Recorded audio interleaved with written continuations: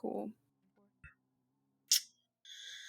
Yeah, I am not the seasoned expert that you are, so I'm glad that you are if you ever here have to any help us. questions, don't hesitate to reach out. I'll gladly help you. Yeah. That's awesome. Okay, so let's see. I need what going live now. If you want to check it out. I've got a real life friend that I'm trying to get on the show. He doesn't even know what Twitch is, doesn't know anything about it. I'm like, okay, dude, I want to have you you're on. at 720 right now. I'm at 720.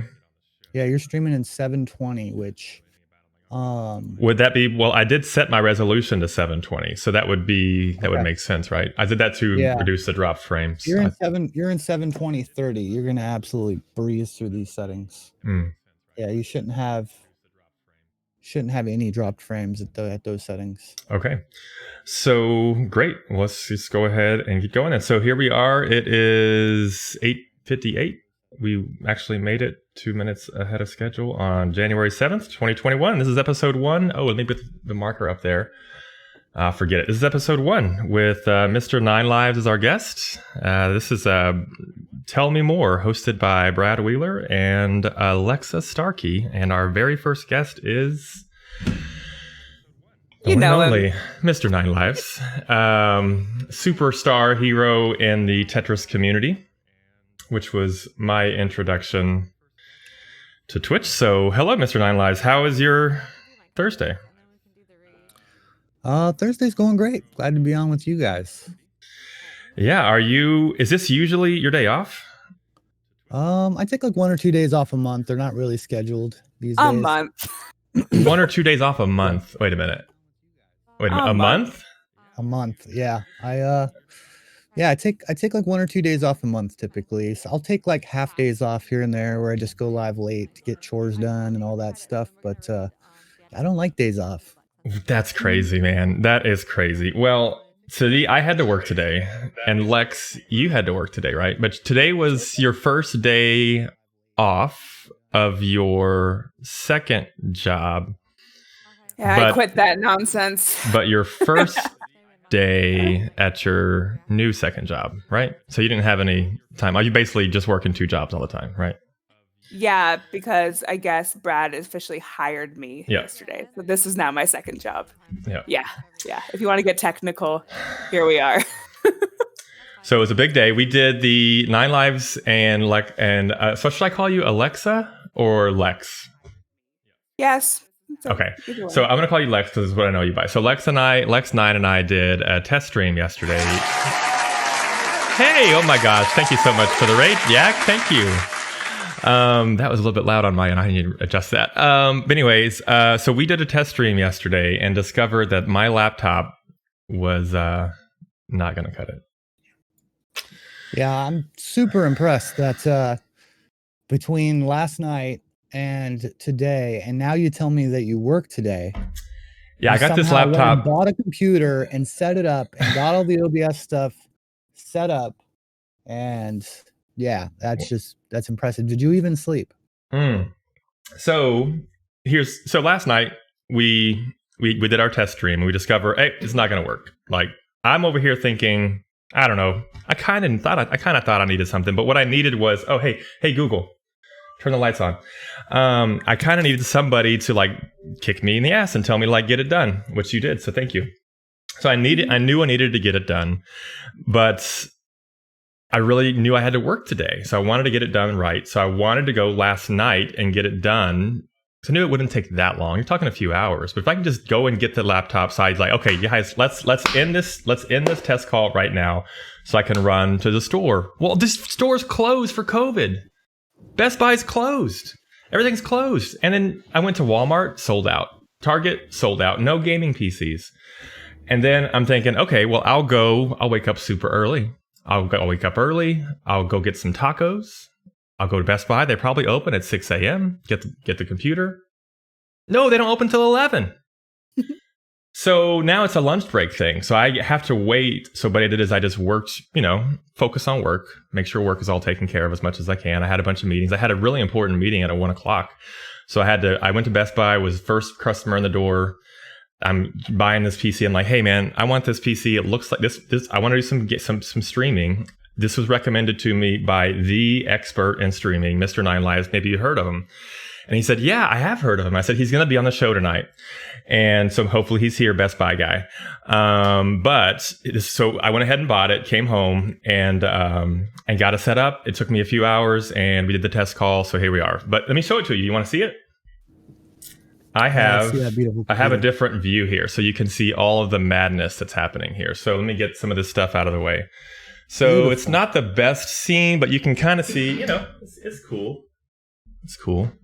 And then here's this view here where you can see the studio. So yeah. All right, let's get back to you guys. So anyways, that's sort of my little preamble. That's my little what happened today. But enough about me. Lex, let's talk about you. And then that's enough about you. Let's talk about Nine Lives. The reason why we're all here, literally, in more ways than like one.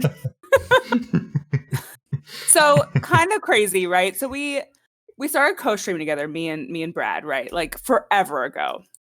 We did like Untitled Chapter Dark. We started streaming on each other's channels. And we came up with this idea that was totally not serious, like at all. Hey, thank you for the follow. That's awesome. And we were like, what if we had Nine Lives on as our first guest? Like that would be insane, right? Like that'd be the craziest thing in the world. And I think we like kind of asked, like as like a joke, an idea. And Nine, you were just like, yeah, just tell me when. That doesn't happen. Like, so first of all, thank you for being here. This is insane. This is our first serious episode. So thank you for being here. Everyone in this chat knows who you are, and we've known you for what, 2 years now? Is that around when you almost started this? Yeah. I also started about 2 years ago, and the lengths that you have made versus others is unimaginable, insane. We'll obviously get to that. But yeah, thank you for being here. The concept of this channel is that we have lives outside of our webcams. You have, I don't know, a tiger life. I don't know what tigers do outside of here, but we just wanted to hear from the people we admire most and kind of get backgrounds, interests, what you're passionate about. And so having you here, someone who has inspired us to literally do this like every week. Thank you for that. So that's my beginning. Anything you would like to say, Brad, before I move forward? No. Thank you, Lex, for that. I mean, yes, that's true. That's way more elegant than I could have put it. But yeah, that's exactly right. It was like, man, what you were our first name on the board. We decided let's write down our dream guests. Hey, we got our very first dream guest on our very first episode. So there you are. Oh, that's awesome. Yeah, it means a lot, man. So if you don't mind, tell us your entire life story. I'm just kidding. But I'm half kidding. We spoke yesterday, obviously, about everything. And I think so many people just want to know, like, the cub life, like the tiger cub world. Cub life, that's what I'm going to call it. So what brought you here? What were your interests as a kid? Like, did you always want to do gaming? Kind of what was the process like as a kid for you? I've always been a hardcore gamer. Had pretty much every console all the way up to, every console from Atari, Nintendo, early PCs, 386, 486, and TRS-80 Model 100, the first laptop ever made. And pretty much every console between Nintendo and Xbox 360. I've always been a hardcore gamer, and a few times in my life I've gamed professionally where I was living off of it. What? And I knew that it was what I wanted to do. Yeah, it's I made pretty good money from Diablo 3, playing 4 accounts in Diablo 3. Oh my gosh. When was that? How long ago? The first year of Diablo 3. I'm not sure what the timeline of that was, but the first year they had a PayPal auction house where you could sell items in game for up to $250 in a PayPal auction house. And I was running 4 accounts, like 100 plus hours a week. It was not enjoyable. It was enjoyable for the first week. My friends are, oh, you're so lucky you get to play a game full time.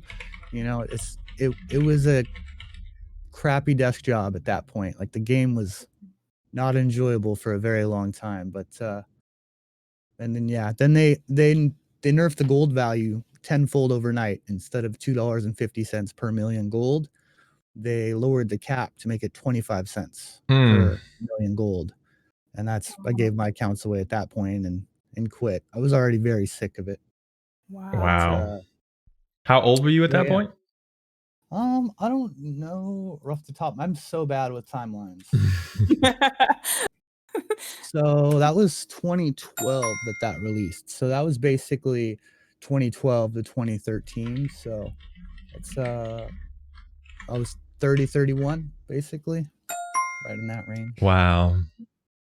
Wow, that's So wild. how old were you when you first started to like consider yourself a professional? Like I could actually do this and make money at this. Well, I mean, I was always good at the majority of games I played. I mean, when I was young, I was one of the best players in the world at Unreal Tournament, at least the big ladder I was on, and Command and Conquer, and I was good. I was always good at a variety of games, but I didn't really consider it, being able to like be on a team and play Hmm. professionally. Yeah. Mhm. Good at game economics and stuff like that. I tend to play the auction house and the economies and most games I play, which anybody that's been there for my Forza streams lately can kind of see that. Um, but yeah, I didn't necessarily think like playing at, a professional competitive level. Hmm. We had a good team in Rocket League. We were number one on esports league for a year. We went 23-1 in a tournament play. Oh my gosh. But that said, that Jeez. league, it was not the same as, the Rocket League Championship Series. Like, the league I was in was pretty much the tier below, um, paid professional gamer. So it Mm. wasn't quite to the level where I could dream about, being full time paid on a team playing. Yeah. So a little below that, but I Mhm. always have known that this is what I wanted to do. Gaming's always been one of my biggest passions, and no matter what, like my interests bounce around. I burn out on things all the time. Same with genres. I'll play a genre hard, and then I'll burn out on it and Mm. move on to the next genre. And that's pretty much what I just did with action games. I played a lot of action games over the last months, and now I kind of burned out on it. So now I'm racing.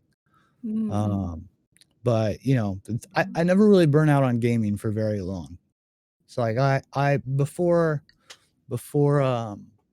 streaming, I was into athletics, played various sports, and I did a lot of hiking and mountain climbing and rock climbing throughout my life. Oh. And so obviously I'm Wow. not as Like physically active these days, but that's basically what I would do when I would take time off of gaming. I would just take a summer and hike and camp and mountain climb a lot and stuff like that. So I do miss that, wow. but Did you So grow up in Washington? Like in yeah. Seattle? Okay, Yep, yeah. in this area my whole life. I mean, I've lived on different sides of the state, but I've lived here Mm, my whole life. wow. that's awesome. Have What are you you have gonna you done much traveling?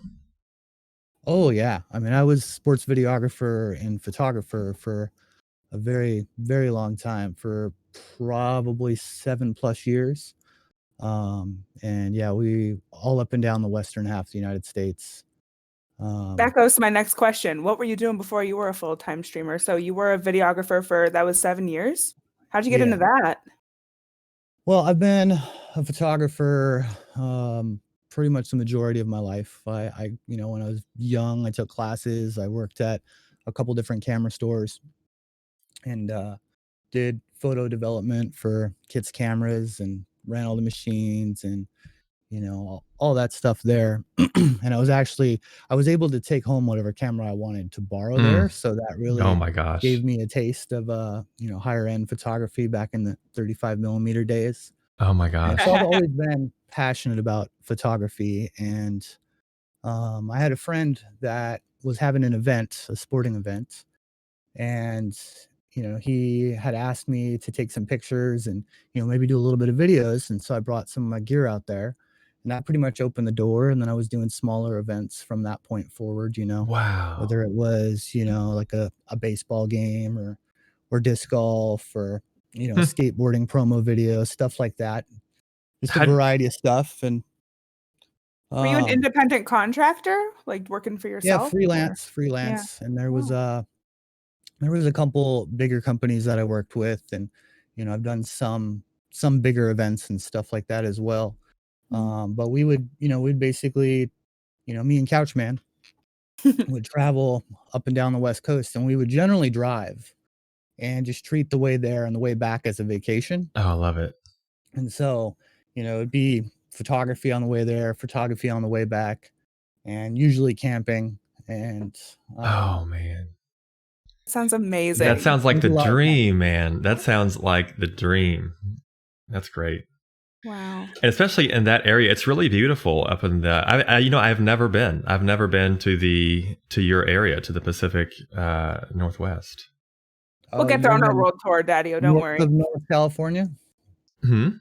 You've never been north of Northern California? No, I've been to San Francisco. That's it. Yeah, that's as far as north as I've been, and I've loved it. I was at the Salesforce conference last year. Got to put Yosemite on the bucket list, man. It's amazing. Let's write it down. Okay, let me do it. Hang on. I'm going to change. We're gonna do it. Hang on. We take this stuff seriously. Oh, you're gonna go write it down. That's awesome. Yeah, it's my favorite place on earth. Yosemite? That's what you said? Yeah, Yosemite. Yeah. Yep. All right. I've always wanted to go to Yosemite. It's a running joke that we're gonna go on a world tour. So we'll I don't know how to spell it. That's probably not right. Close. But I'll get it.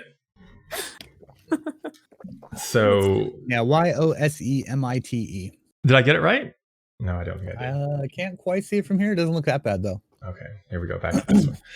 Yeah, it's, so I've been there. I've spent 2 to 3 weeks at Yosemite twice now.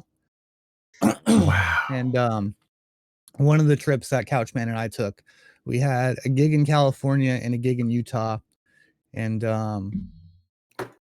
yeah, so we just decided we were going to drive down to Utah and back. And we hit pretty much every tourist trap on that trip. We went to, Giant Sequoia National Park, Redwood National Park, Venice Beach, Grand Canyon, Arches, Moab, Utah, Las Vegas, and I know I'm forgetting quite a few places right now, but yeah, we went all over, and we drove the entire Highway 1 and Highway 101 on the way down and on the way back. And and then we ended up spending, so the first trip I was at Yosemite for about 2 weeks, and oh my gosh, as much as I seen, I always wanted to go back. And then this kind of ties into another topic and story, which we could touch on in a bit. But after losing my grandma, we went on another road trip, and I went back to Yosemite, and it's my favorite place on earth. I've been pretty much everywhere on the western half of the United States, and nothing compares to Yosemite. You definitely got to go there. Yeah, for us that sounds like a dream job. Was it just not it? Were the goals bigger than that? I love the photography side of it. Absolutely love the photography side of it and some of it, but the thing is, when you're filming and editing sports you don't care about, and and all the other side gigs, whether it's videos for crappy rappers or weddings and stuff like that, just kind of fell out of love with it. I still love photography, and that's why I got the iPhone 12 Pro Max. I'm super excited about it. It's a great phone, and it's beautiful photos, and it's just convenience at in my hand without having to set up all the lighting and the lens and all that stuff. But that's like landscape and nature photography that I'm still passionate about. I was never really that passionate about videography. Some sports interest me, stuff like that, but and that was basically my decision. It's, do I keep doing something that I'm not really happy with, even though the money's decent, or pursue my dreams of streaming full time, knowing that it would probably be a financial struggle for a while, but I would probably be a lot happier. And I absolutely am. I mean, it's been the best 21 months of my life.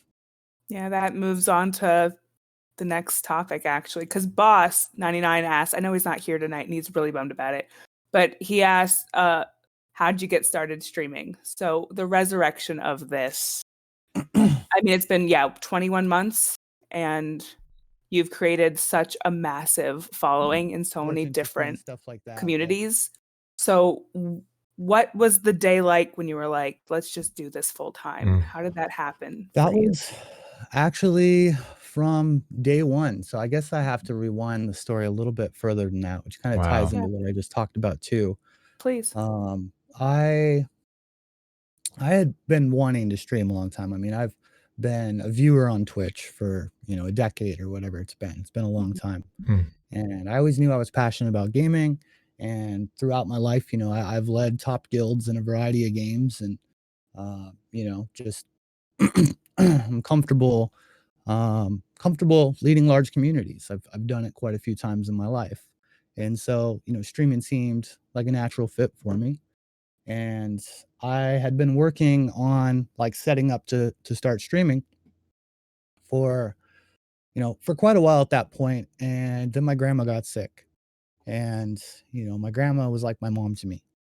And she had lived alone. I moved back in to help take care of her, put the sports videography and photography on hold, and to help take care of her. And then she got dementia and Alzheimer's, and that ended up being full-time caretaker job. And all the work I had done to prepare for streaming, and I couldn't do it. There's no way I could stream under that kind of stress and depression and time. Because dementia is a horrible, horrible thing. I hope nobody out there has to go through that. Yeah. It's life-changing for everyone involved. Yeah. Yeah, it was pretty much the roughest time of my life, but I wouldn't change it for anything. To be able to be there for her at the end of her life. And so I just kept working on getting the infrastructure in place and the research and all that for streaming through that, building the scenes and getting the graphics and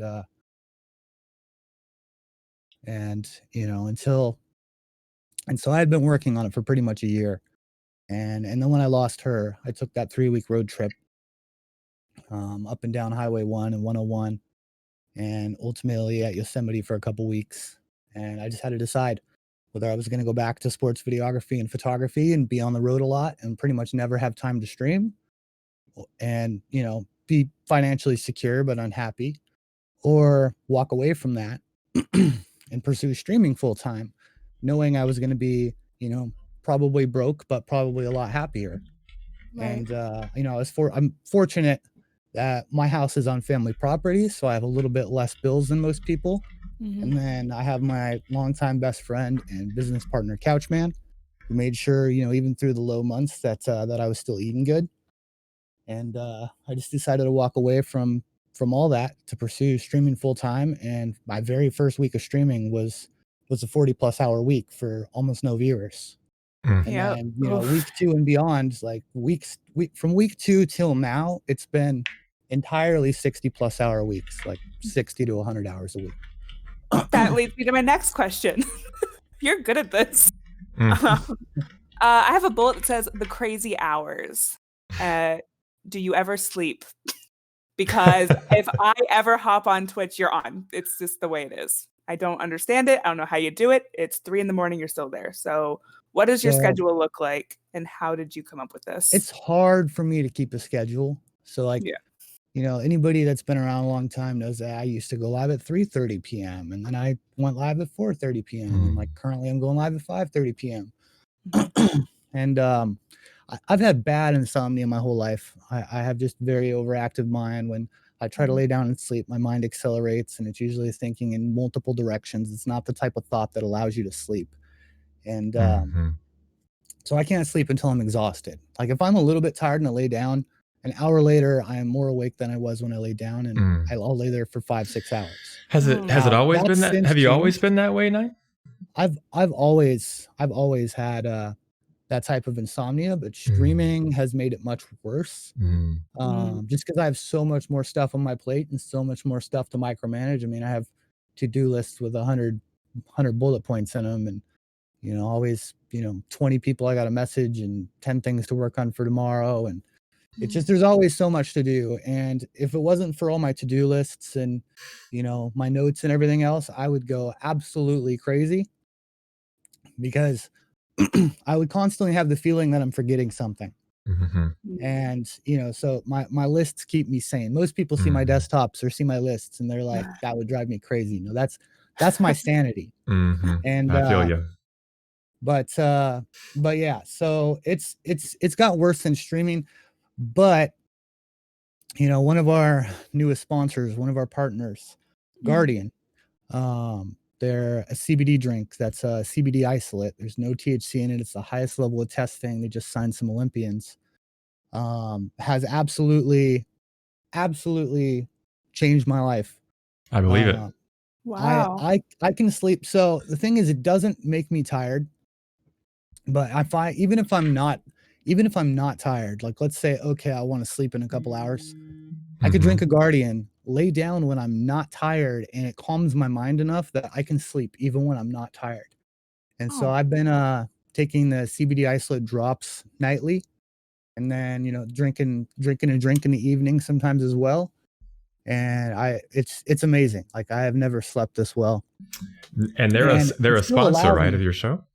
Yeah, exactly. They're one of our sponsors. I'll get them let me look them up. I'll give them a shout out real quick. What's the best? How can I find them? And while you're giving this story, I'll go ahead and give them a little. I will do. Hold on, I got you right now. I'm sorry, I didn't mean to stop you down. Oh, it's okay. I just wanted to make sure we got them taken care of because that's is that Nanita?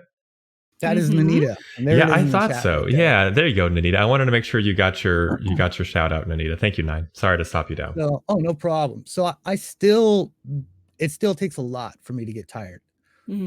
So streaming long hours has, most of my life insomnia was a curse.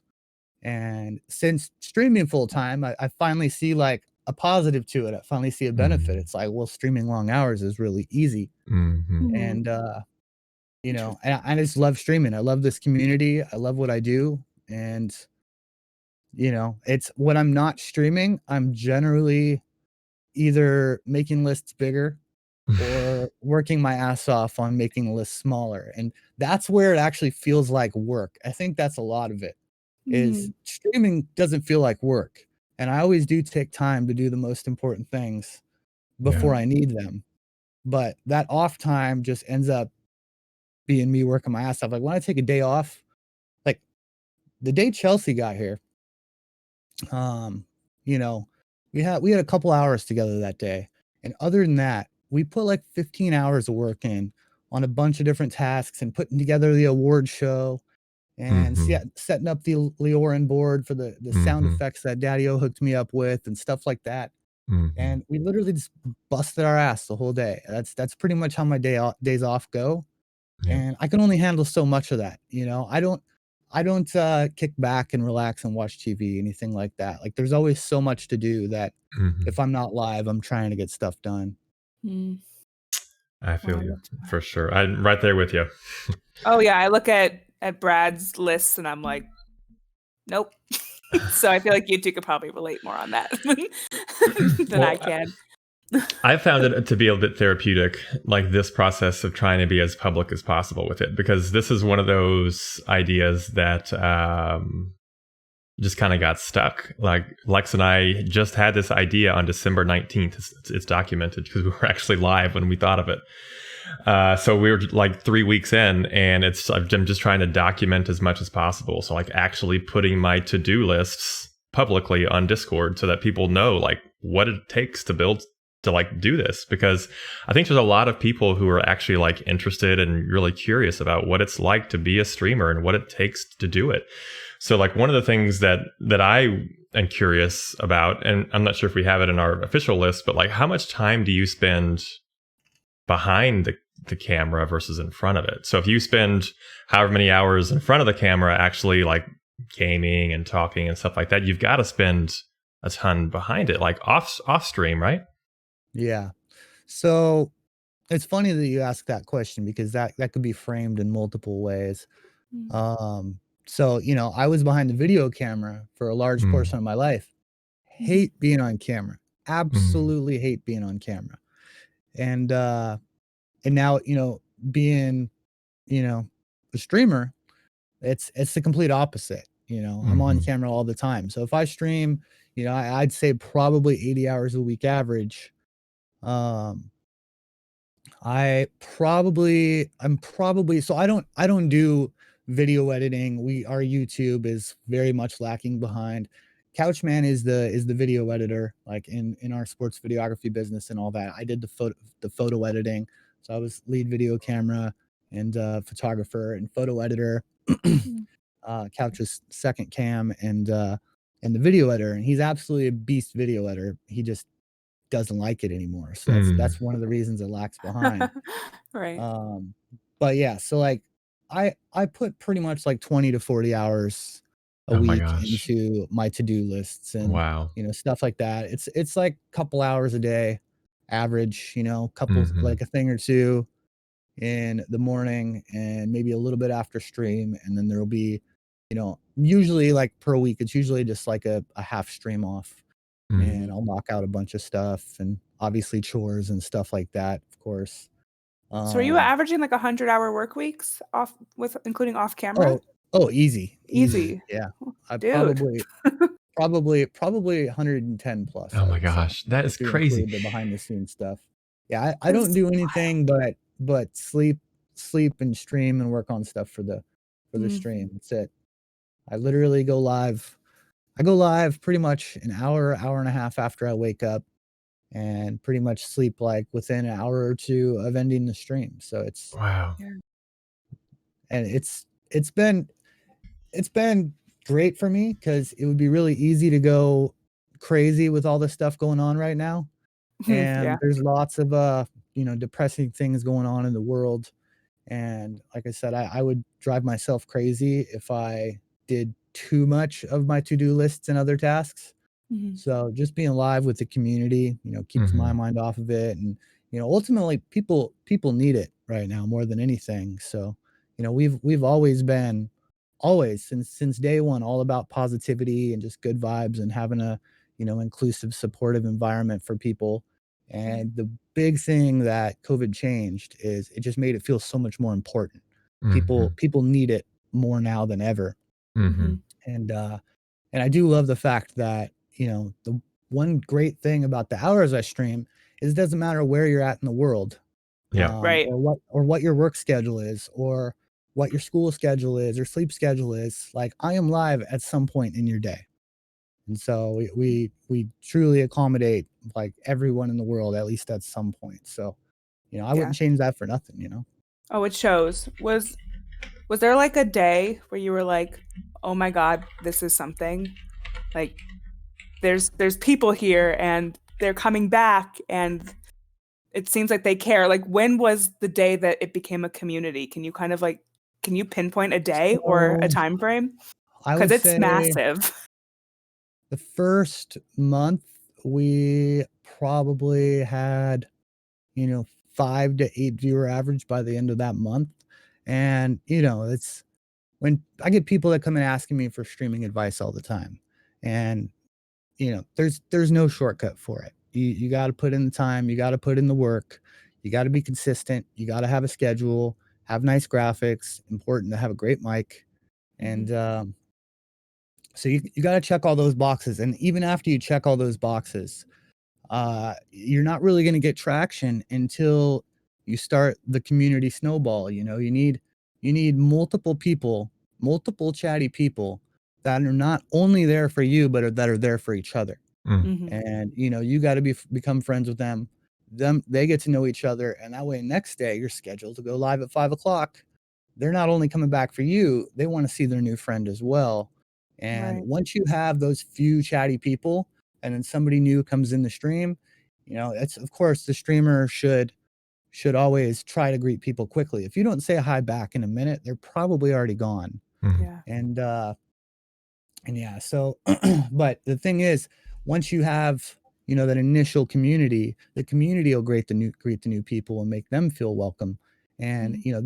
that's basically the start of the community building. And there's no shortcut for that. I know people that have streamed for years that, some of them not they only read chat every 5-10 minutes. Like that's definitely something like huge to hold you back in that situation. And Right. some of them don't necessarily have the chatty regulars and stuff like that. And I mean, people can spend a long time trying to get that community started. So there's no timeline on how long that's going to take. Right. And I would say for me, probably at about a month in, we had the initial community growth. And was that through a specific game or just you being Tetris, here all yeah, the time? Tetris 99. Yep. Was that your first? That was it? Yeah, Tetris 99 was exclusively.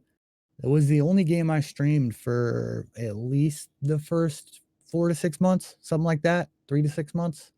I'm terrible at timelines, but yeah, it was exclusively the only game I streamed. And yeah, just a lot of things fell in place there.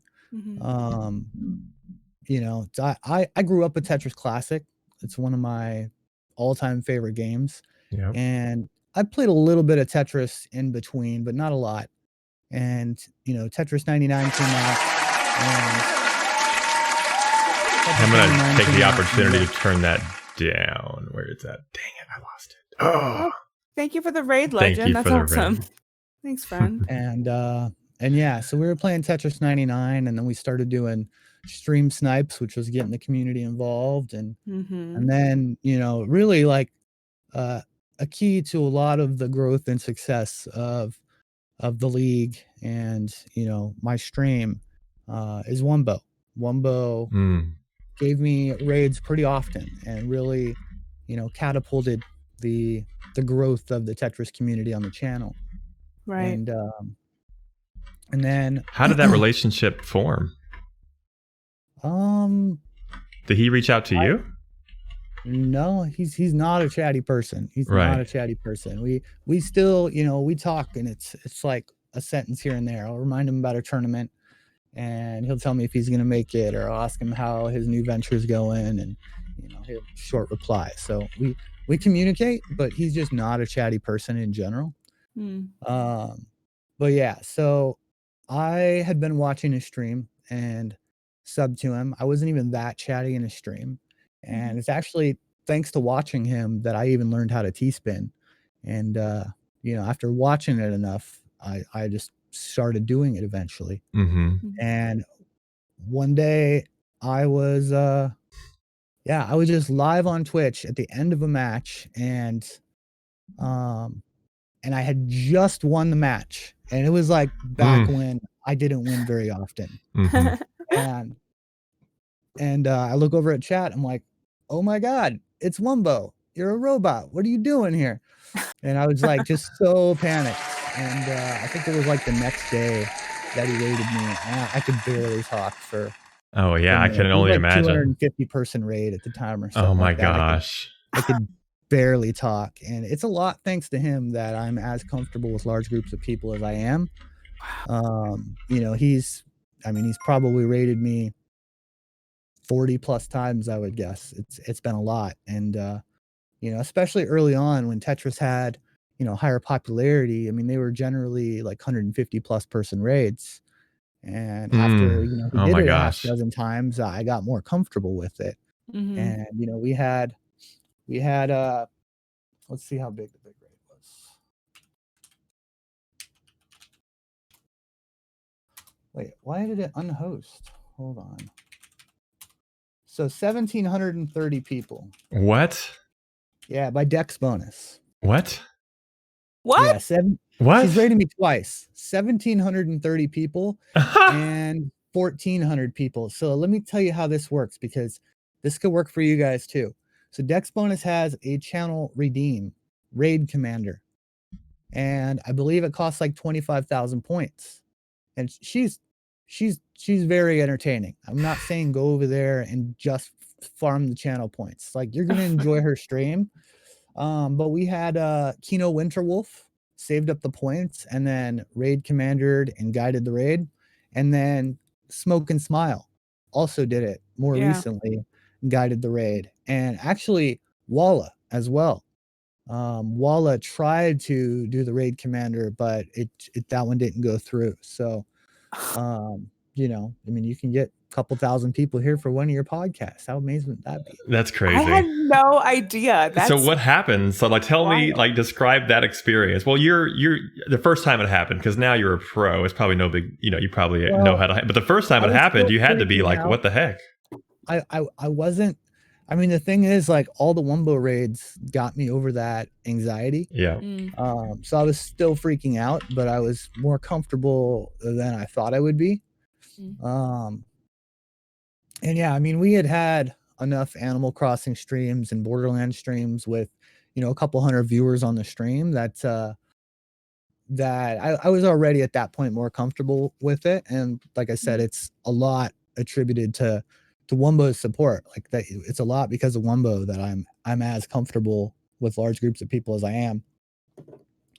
Wow. And then same thing with Wumbo. We started the Tetris League, 9 League, and it just seemed like a natural fit. We had a lot of people participating in the snipes, and I have a pretty substantial background in tournament administration and league administration. Yeah. I was a tournament director for Poker Stars for quite a while. I was a professional poker player for like 5.5, 6 years. And so I was already very comfortable with it. I had ran leagues and tournaments for like 300 to 500 people. And a lot of that was like spreadsheets and paper and, a lot of work. Like, finish the league and I would be doing clerical stuff for 20 plus hours. And so that was my requirement to my requirement to myself on the Tetris leagues, that no matter how I did it, it was live scored and it wasn't behind the scenes work, because I can't do that anymore. The behind the scenes work is what killed me. And so that was the biggest priority, to make sure that everything was on the fly and there was no behind the scenes work besides planning the next tournament, doing the payouts, stuff like that, all smaller stuff. And luckily we had a great team that got everything set up. We had Coder Tim, built the initial database, and built the initial database, and I would score it and we would validate it. So that was still like on the fly work for me. But since then, Drawfa Killer, who is an absolute legend of a programmer. I mean, he's a master of every programming language, and just the masterpiece he's built us. I mean, I wish you guys could see the back end of it, but the admin portal and the automated scoring and the synchronized countdowns across all channels and the league bots that tell all the stats and all, everything across every channel, and just the amount of stuff, like the data.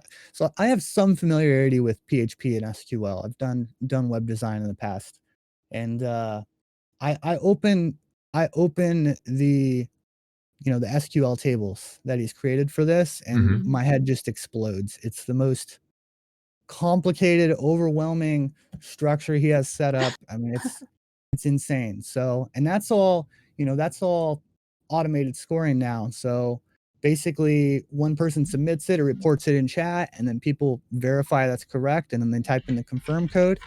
And so it's even more streamlined, and ultimately it's even less work for me.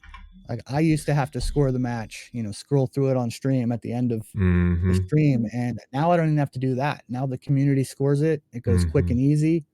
And so we've been really fortunate to have some great developers to be able to put this together as well as it is. And I remember that first league. I remember it, and it was literally you typing, just going, and then all of a sudden the next one was just do a command, guys. So it's wild. It's amazing how far it came. Oh my gosh, it's game changing. Was this like the first T99 league, like right, like ever? Yeah. Was there pressure there? What made you and Wumbo be like, oh yeah, we could do this? How did that orchestrate? Wumbo really didn't have any decision or influence in it, besides him rating me, which I didn't really count on or plan on or anything like that. That was just him being supportive. Right. But yeah, I knew I can do it. I knew I could do it. But it's always stressful. It's always there's always so many things to micromanage that I'm always on edge, like making sure I don't mess anything up, and that doesn't change. I always stress all the little things. But I'm comfortable with that stress, and comfortable multitasking, micromanaging, stuff like that. It's just just get used to it more than anything. Can I stop us down for a little story here? Sure. What's up? I think I've been pretty good. I've been pretty quiet, right, Lex? Been all right. You're killing it, man. Yeah. So this is a story about your league. I want you to know how important it is, or it was. So I've been playing Tetris a long time. Not kind of like you. No, probably not like you. I played as a kid. It was the free game that came with the Game Boy. I got pretty into it. Got pretty decent at it. I played it. I'm sure like Lex and others here who are Tetris players. But then it went away because I got old. I got an adult and couldn't play anymore. So then Tetris 99 came out and I started playing Tetris 99 and I think I was probably pretty good, probably similar to a lot of people here who's like, I don't know, whatever.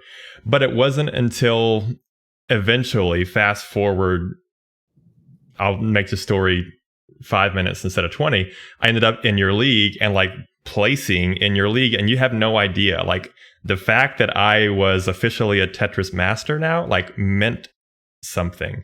And trust me, when I was going around showing people that I am an official Tetris master now, because it means something. So like we think like, oh yeah, like here's like a fake award that here's some coins or channel points and it doesn't really mean anything, but like it does.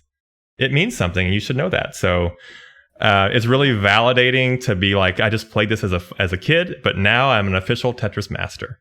Thanks, in a community of like-minded people. It's really neat. And there's people, I don't know if Dev Tech is here, if he's just lurking or whatever, but I see him in chat and he can attest. Like I ran to him because I work with him. I was like, dude, look, I'm a master. Like I'm an official Tetris master. And I was downloading your stats and putting them in my own database and all that kind of stuff. So it's like, it's really impactful. And then the work that you put into it was beyond, it means a lot that you'll never know. So how many people don't have the opportunity to tell you that, right? Like, I'm sure that impacted way more people than just me. I'm just lucky to get to tell you. So there you go. Oh, well, if you get to tell, I get to tell because hold on. Literally, like, it's the same thing. T99 came out and I'd been playing this nonsense. I was known in high school for like being good at Tetris. It was embarrassing. And people were like, you need to stream this. And I was like, nah. And one day that game came out and I was playing and it was Mountain Dew. Shout out Mountain Dew. Was like, hey, there's a tiger on here and you should check him out. And I was like, what are you talking about? I have 2 viewers max. I was maybe 30 followers. I had no idea what anything was. And I swear there is validity in a community of people. And I walked in there and I was like, there are people like me. And I was there just on time for like, you had a couple hundred followers, first league, like, and it built me. It built my last 2 years. So thank you. You've built literally a community of like-minded individuals that had no idea that this could have possibly existed. So yeah, if we get the opportunity to tell you anything today, it definitely should be that the 2 people on your sides, this was not meant to happen. We're just people in the world, and now we're part of this community, and it's because of a tiger. So well, thank you. You guys are awesome. You guys are very hardworking, and there's a reason Daddy-O got Innovator of the Year in the right? Well, there's a reason you got Visionary on mine. Mine means less than yours because but whatever. It still means a lot. It still means a lot. Yeah. It's just wild, and you've built an even bigger community. I know Animal Crossing was huge. I feel like you exploded after Animal Crossing, and now it's just constant, man. So congratulations. Yeah. What was your decision process like to get to exit, to expand outside of the game that brought you here? Because that's what we're going through right now. We're like, dude, we're just here for the Tetris, but not the Tetris anymore. So it's a little bit weird. I burn out. I've always went through that. It's in life and in games both. Yeah. I'm all in on something and then I burn out and I move to the next thing. And a lot of things I don't come back to. Like in life, everyday life, when I burn out on something, a lot of times I just walk away from it. And it's just usually, get good at something, quit, walk away, and move on to the next thing. And I can't help that. Like that's a fault, I just burn out and get bored, and then I just can't force myself to do it anymore. And gaming, I always come back to gaming, and I obviously couldn't burn out on this community. But ultimately, I knew that if I didn't, like, I always planned on being variety. That was always the plan. Mm. And throughout my life, I've always, bounced around genre to genre, game to game. And I knew that if I didn't like expand and I just kept playing Tetris, it was going to be a hard crash and burnout, and to where I just didn't want to play it. And so, for me, it was important that before I allowed a burnout to happen, that, I branch out and actually utilize some of that variety. And it's worked out because, like, even though I don't play as much Tetris these days, I play, we play, generally we play the tournament every week. And then, sometimes I'll do like a couple hours here and there, like throughout the week besides that. Mm-hmm. But I don't have any burnout for Tetris like that. It's just not my motivation right now, Right. I'm into other games, but I still love Tetris. And that's exactly the balance I need to maintain, And so that was always my plan. And it's always been my goal to just play what I want to play when I want to play it, and just enjoy every minute of it with my favorite people. And love it's and of course there's some limitations to that, that it's if I'm going to play a new game, it's at least got to have some potential for growth on Twitch. Mm-hmm. If it's a game that's going to like consume my life, if it's going to suck me in completely, I'm not going to play a game that, has literally no viewers and has 20 followers Right. that I know is okay. This is going to be 60% of my stream time, because I'm never going to meet new people. But at the same time, I'm not looking at the game directory and saying, okay, what's the most popular games? I'm going to force myself to play those to hopefully grow. Like, it's important that I play what I want to play. And so Right. I look at it the other way around, out of the variety of games that I want to play, like, which ones actually support growth. Mm-hmm. And I still play unpopular games. Plenty often, but those have to be like a smaller percentage of the stream time. And yeah, so I don't know. I will always continue to bounce around. I can't help that. Like, right now we're on a racing kick. We're racing a lot, Forza Motorsports, Forza Horizon, and Wreckfest. And I probably will be back to some action games, ARPGs and stuff like that at some point. But all the games I was waiting for, I already got through them all. I beat Watch Dogs Legion. Cyberpunk, I'm halfway through it, but I was kind of burning out on action, so I took a break from that. And Hades, I've beat like 80 times. Absolutely love that game, but I'm kind of out of stuff to do. Godfall, we maxed out. Marvel Avengers, we maxed out. So and I don't have any other big games I'm waiting on right now. So Nanita brings up a really good question, and it's one that I wonder about too, as Lex and I venture outside of the Tetris community, because the Tetris community is super supportive and very kind-hearted and all the great things about Twitch. Well, you go into these other communities, it's not quite as supportive. How do you deal with, as Nanita puts it, all those meanies? Ban them. Ban them.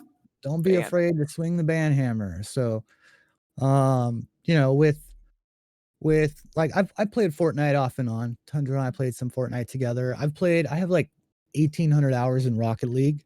1,400 hours. 1,400 of those hours are with a good friend of mine, Nico Tenchi.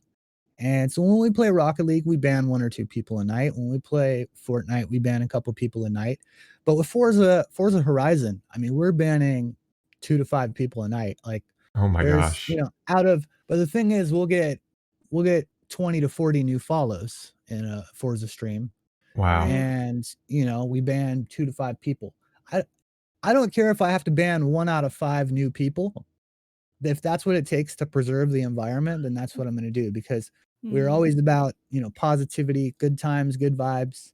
And, like, the world's really tough right now.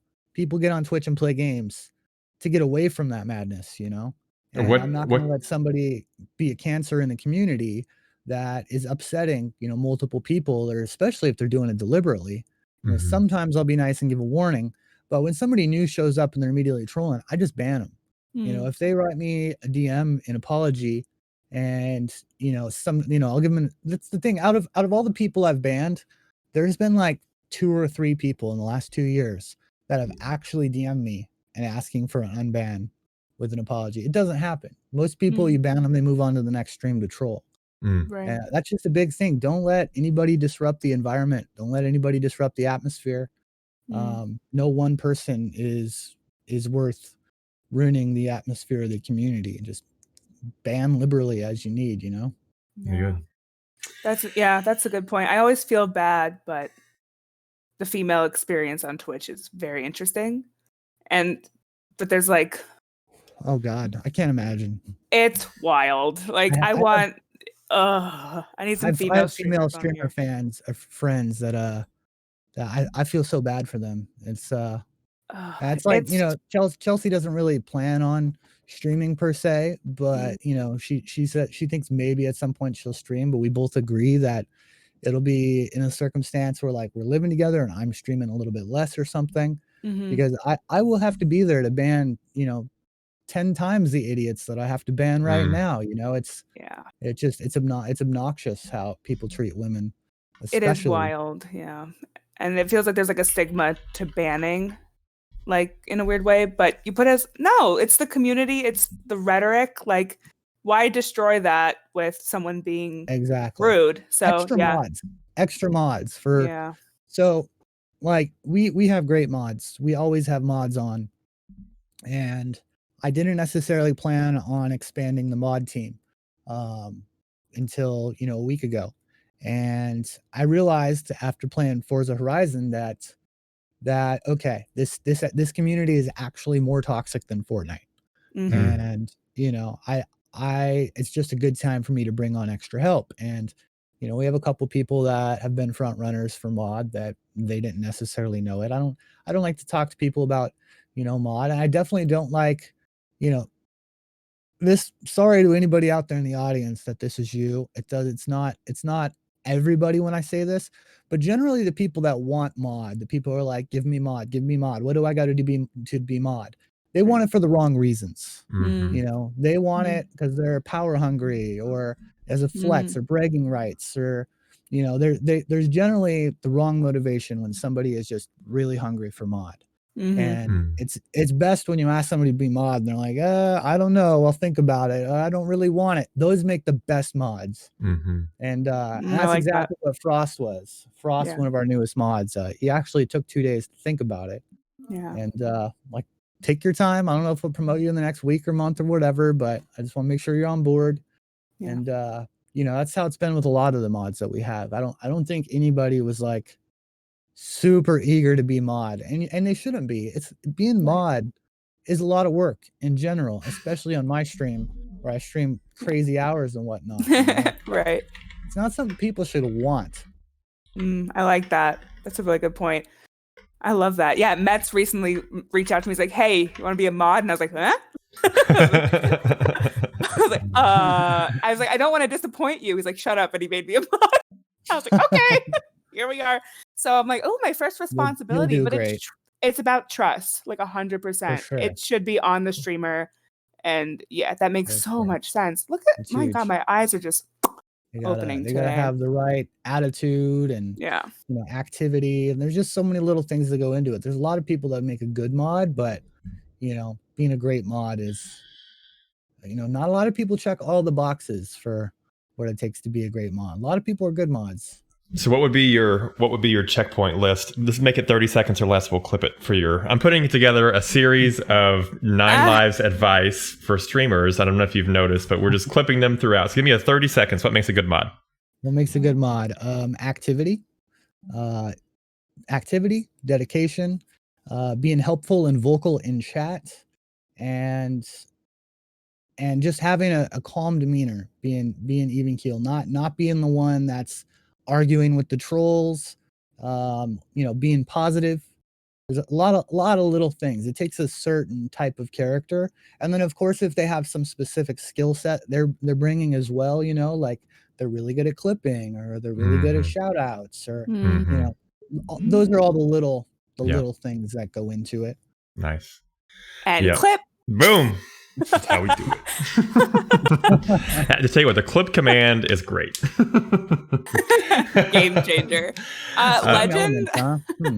Legend Ace had such an interesting question. Well, you can use any. So wait a minute, stream element. Okay, go ahead, Lex. We should nerd out in a minute. Go ahead, Lex. Oh, that's next. Don't worry. I'm gonna let you two do your weird nerd thing while I sit here and listen to how pretty my makeup is. Thanks, guys. Okay, Legend Ace said, "What's it like saying hands, paws, claws, and thumbs every 15 minutes? Why won't people just accept that you are indeed a real tiger?" I tried for a while to stop saying it, and chat like revolted about me not saying it, and it kind of forced me to keep saying it. So, you know, I just kind of back in that rhythm. It's kind of like my spiel in the Tetris countdown. I've said it so many times, I don't know, 500 times on telling people how to ready up and all that I still call it league instead of cup 90% of the time, because it's just so much autopilot. But yeah, I don't know, it's just autopilot at this point of saying, you know, hands, paws, claws, thumbs. Can you do it for us? Can you do it, or is it Yeah, I can do it. Hold on. Clip it, Brad. I'm going to clip it. You know I am. I wish I could take them full screen. That's okay. There they are. Tiger. Hand, paws, claws, thumbs. All that good stuff. Oh, that's great. Love it. Awesome. Oh my gosh. Yeah. The next question's for you two. I have nothing to do with this. I'm just gonna sit here. So we're gonna talk about like tiger stuff now, like what all of this is like, and the OBS insanity, the tech, the streaming stuff. I literally put in parentheses, Alexa's going to smile and nod the entire time. Brad, go. Okay. Have a ball. Okay. So Streamlabs OBS versus OBS, your opinions in...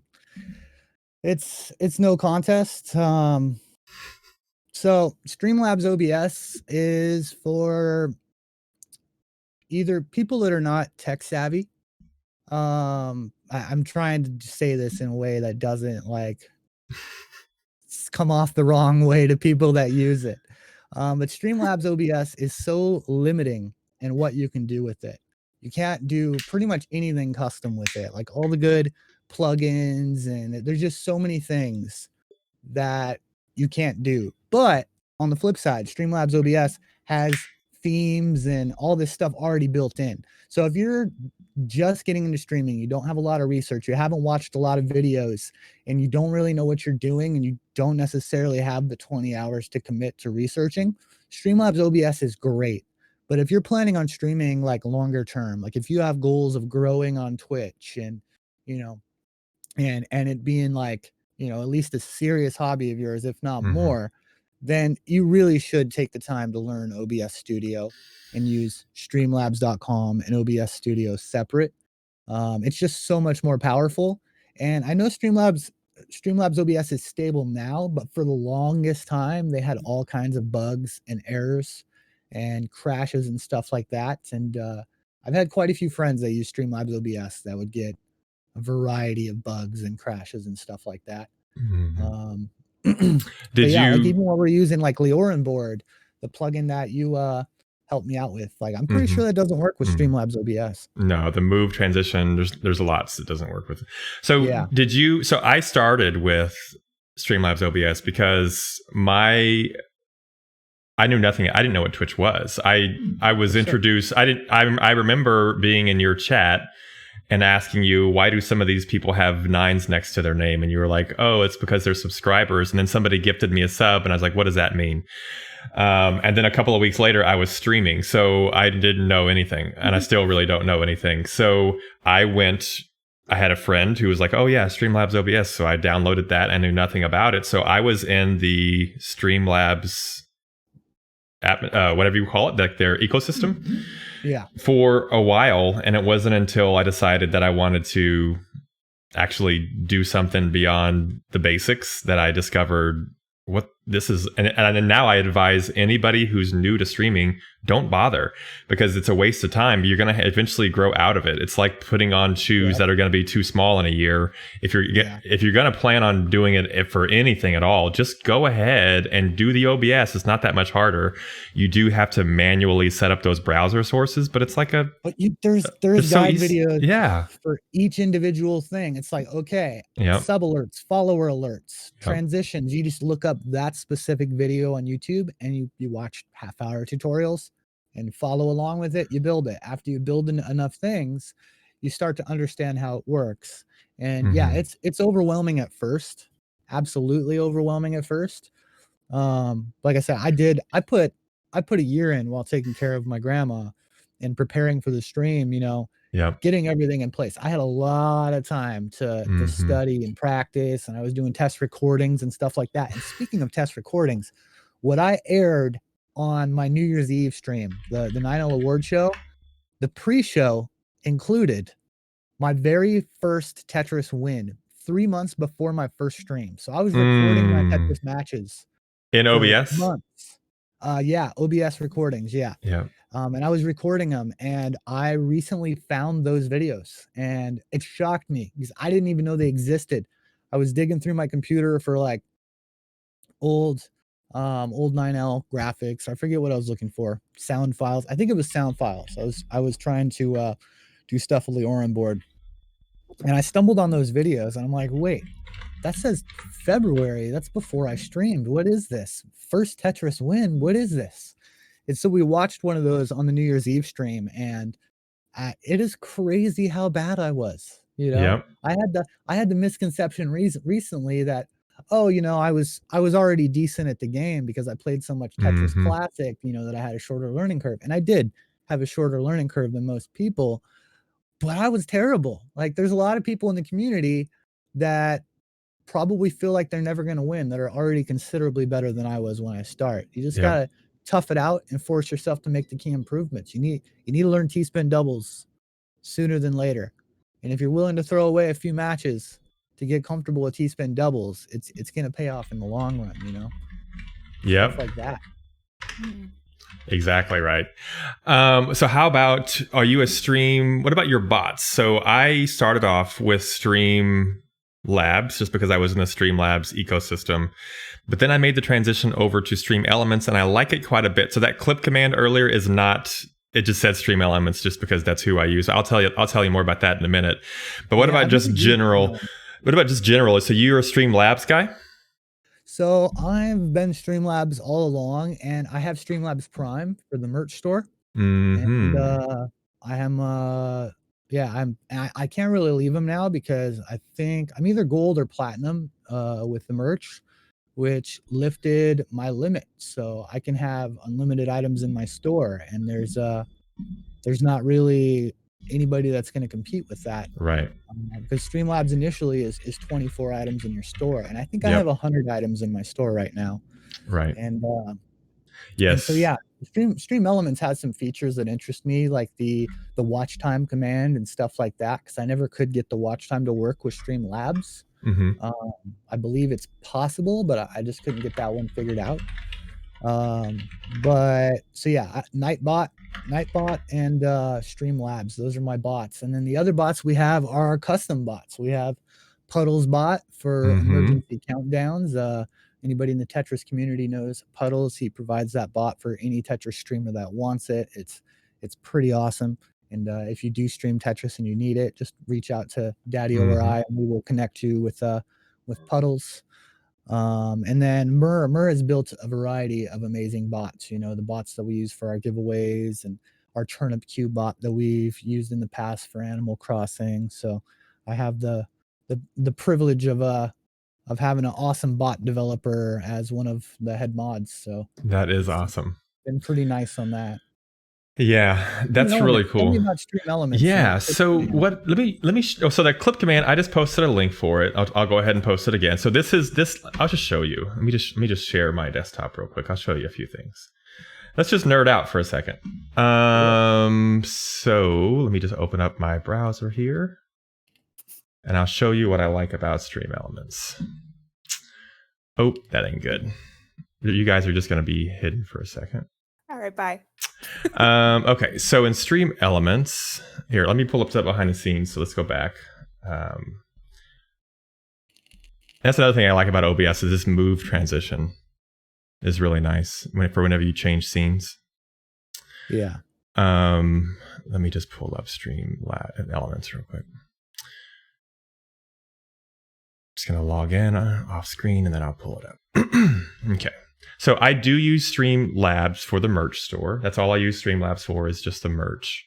Because as you said, their merch store is nice. Yeah.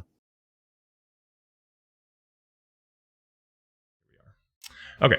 So the way I use Stream Elements is you create your overlays in here. So let me switch over to this channel. Oops, that's the wrong one. I need to switch to the other. But basically, I do want to stop this one.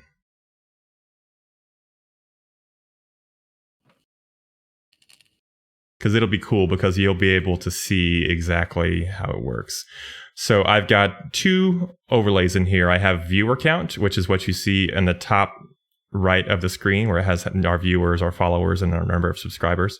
That's just a little overlay that I created here. But the big one, the important one, is this full screen overlay.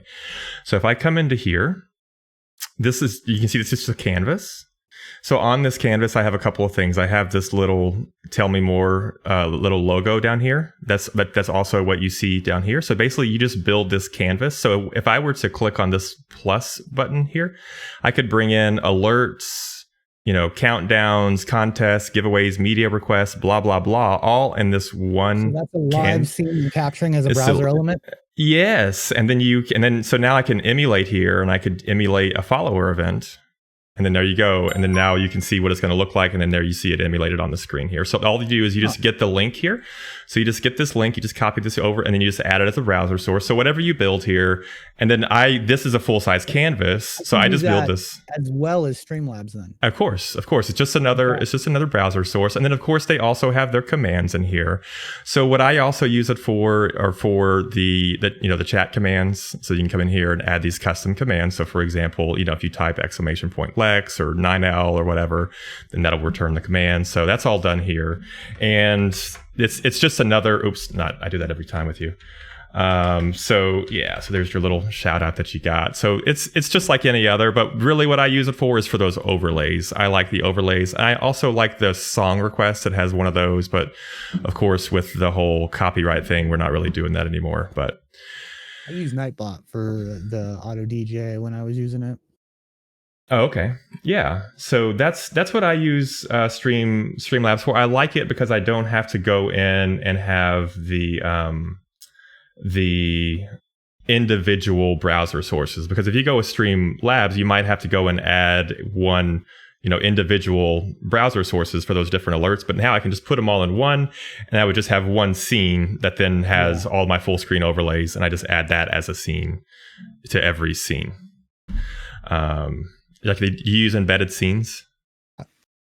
What's that? Do you use embedded scenes in OBS? Oh yeah, I have. Yeah, I have like 30 scenes and 50 sources in each scene, and yeah. I have my Stream Deck mapped to each scene is its own category, and then I have the mic and the video, and I have all those on toggle buttons.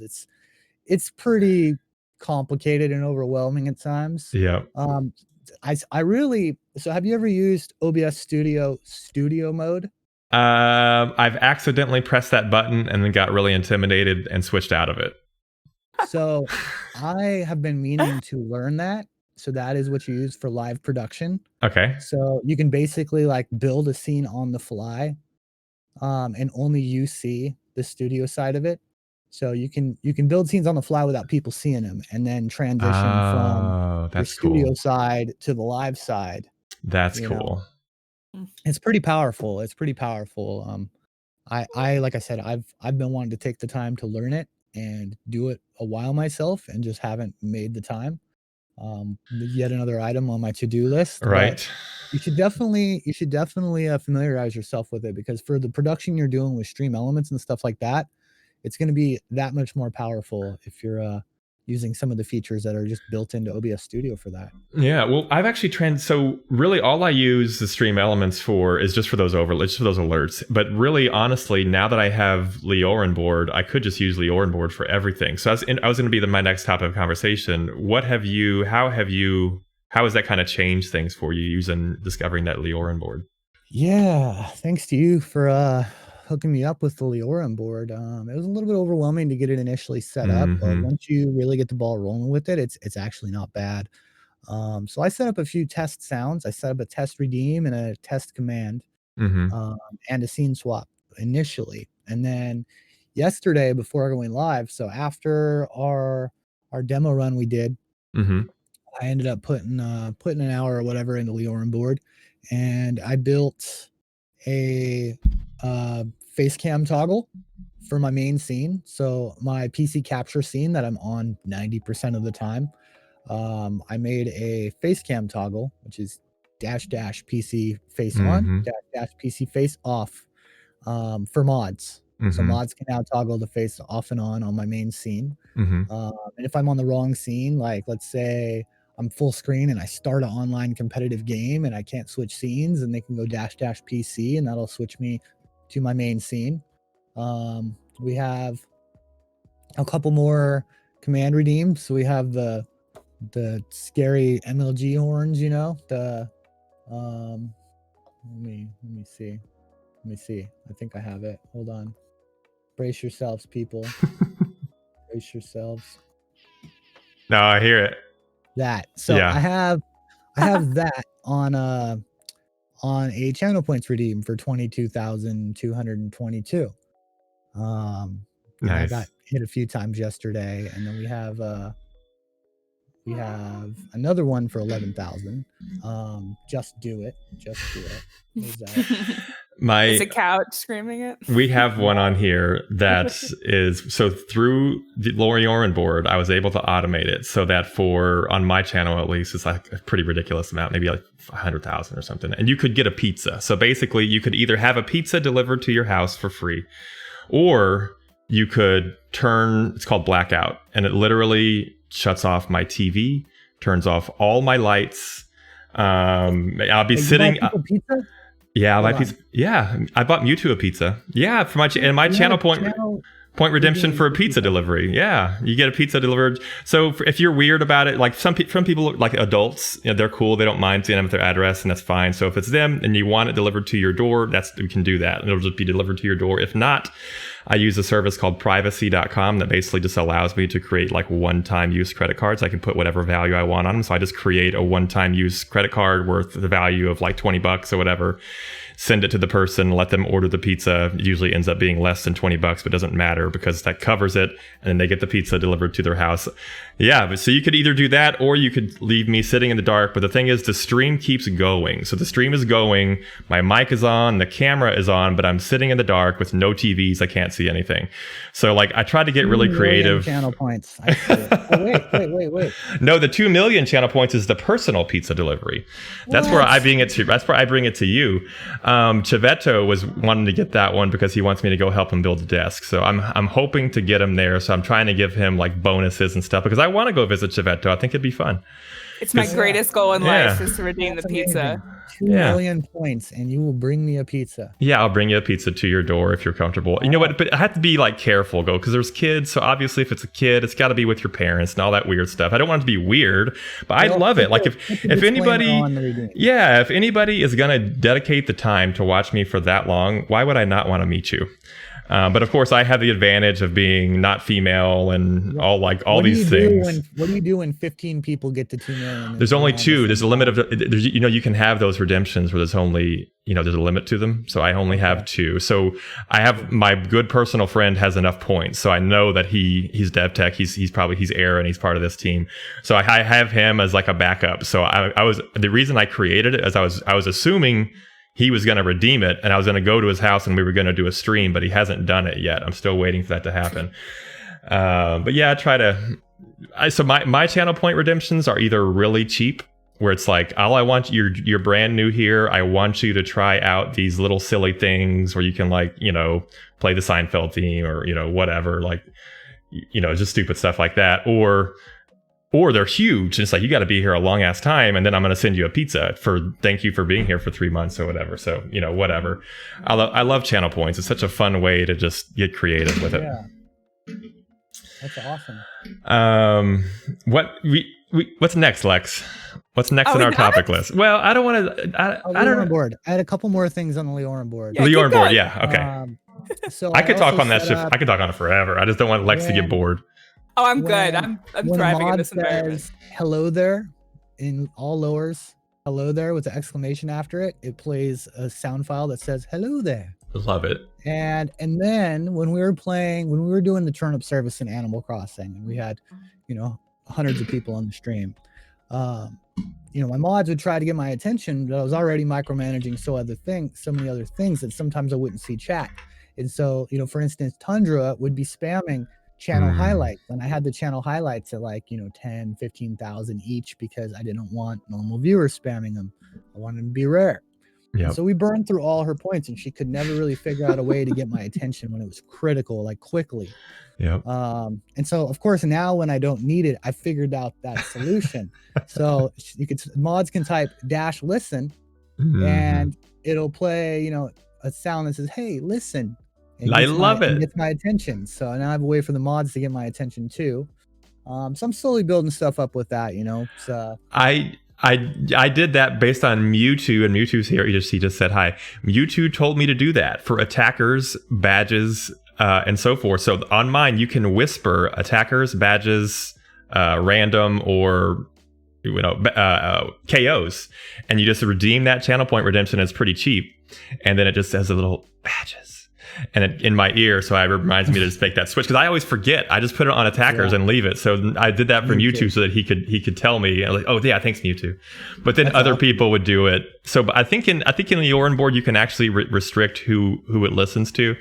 But that's cool that you can do that. You can do is that what it is? Okay, I never got to the point because I'm not big enough. It didn't really matter.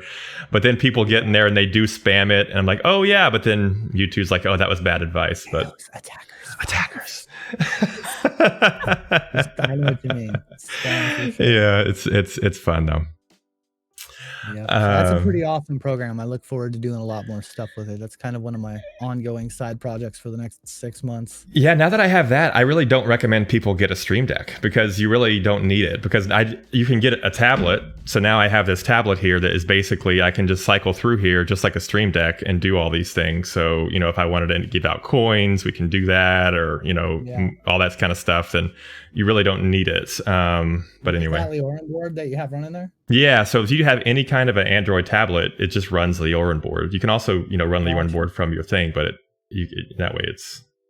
But I have it in mind where people can actually change the music genre. So we can say, hey, we want to switch over to EDM or lo-fi or hip hop, and it's all just commands that people can do. That's awesome. Change the volume. Say, oh, you're too loud. The mods can actually say mic volume 80%, and it'll lower the volume or whatever.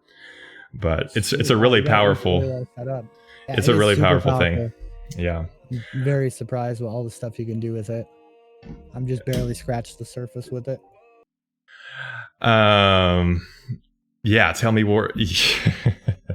So let's see, Lex, guide us. I'm running out of. I don't want to nerd out too much. I think we should have 9. What we should do is you and I should have a dedicated this nerd out session where we just dive in on this stuff and share screens and stuff like that. I'd have a blast just looking at all your different USB scenes and stuff like that. For sure. Yeah, I won't go to that date. Yeah. I'm good. Well, that brings me to my next question. I hate myself. So you got all this stuff, right? You got the board. You're doing a bunch with it. What's next for streaming for you? Is this kind of what you're gonna roll with? Do you have any big goals for 2021 in this journey?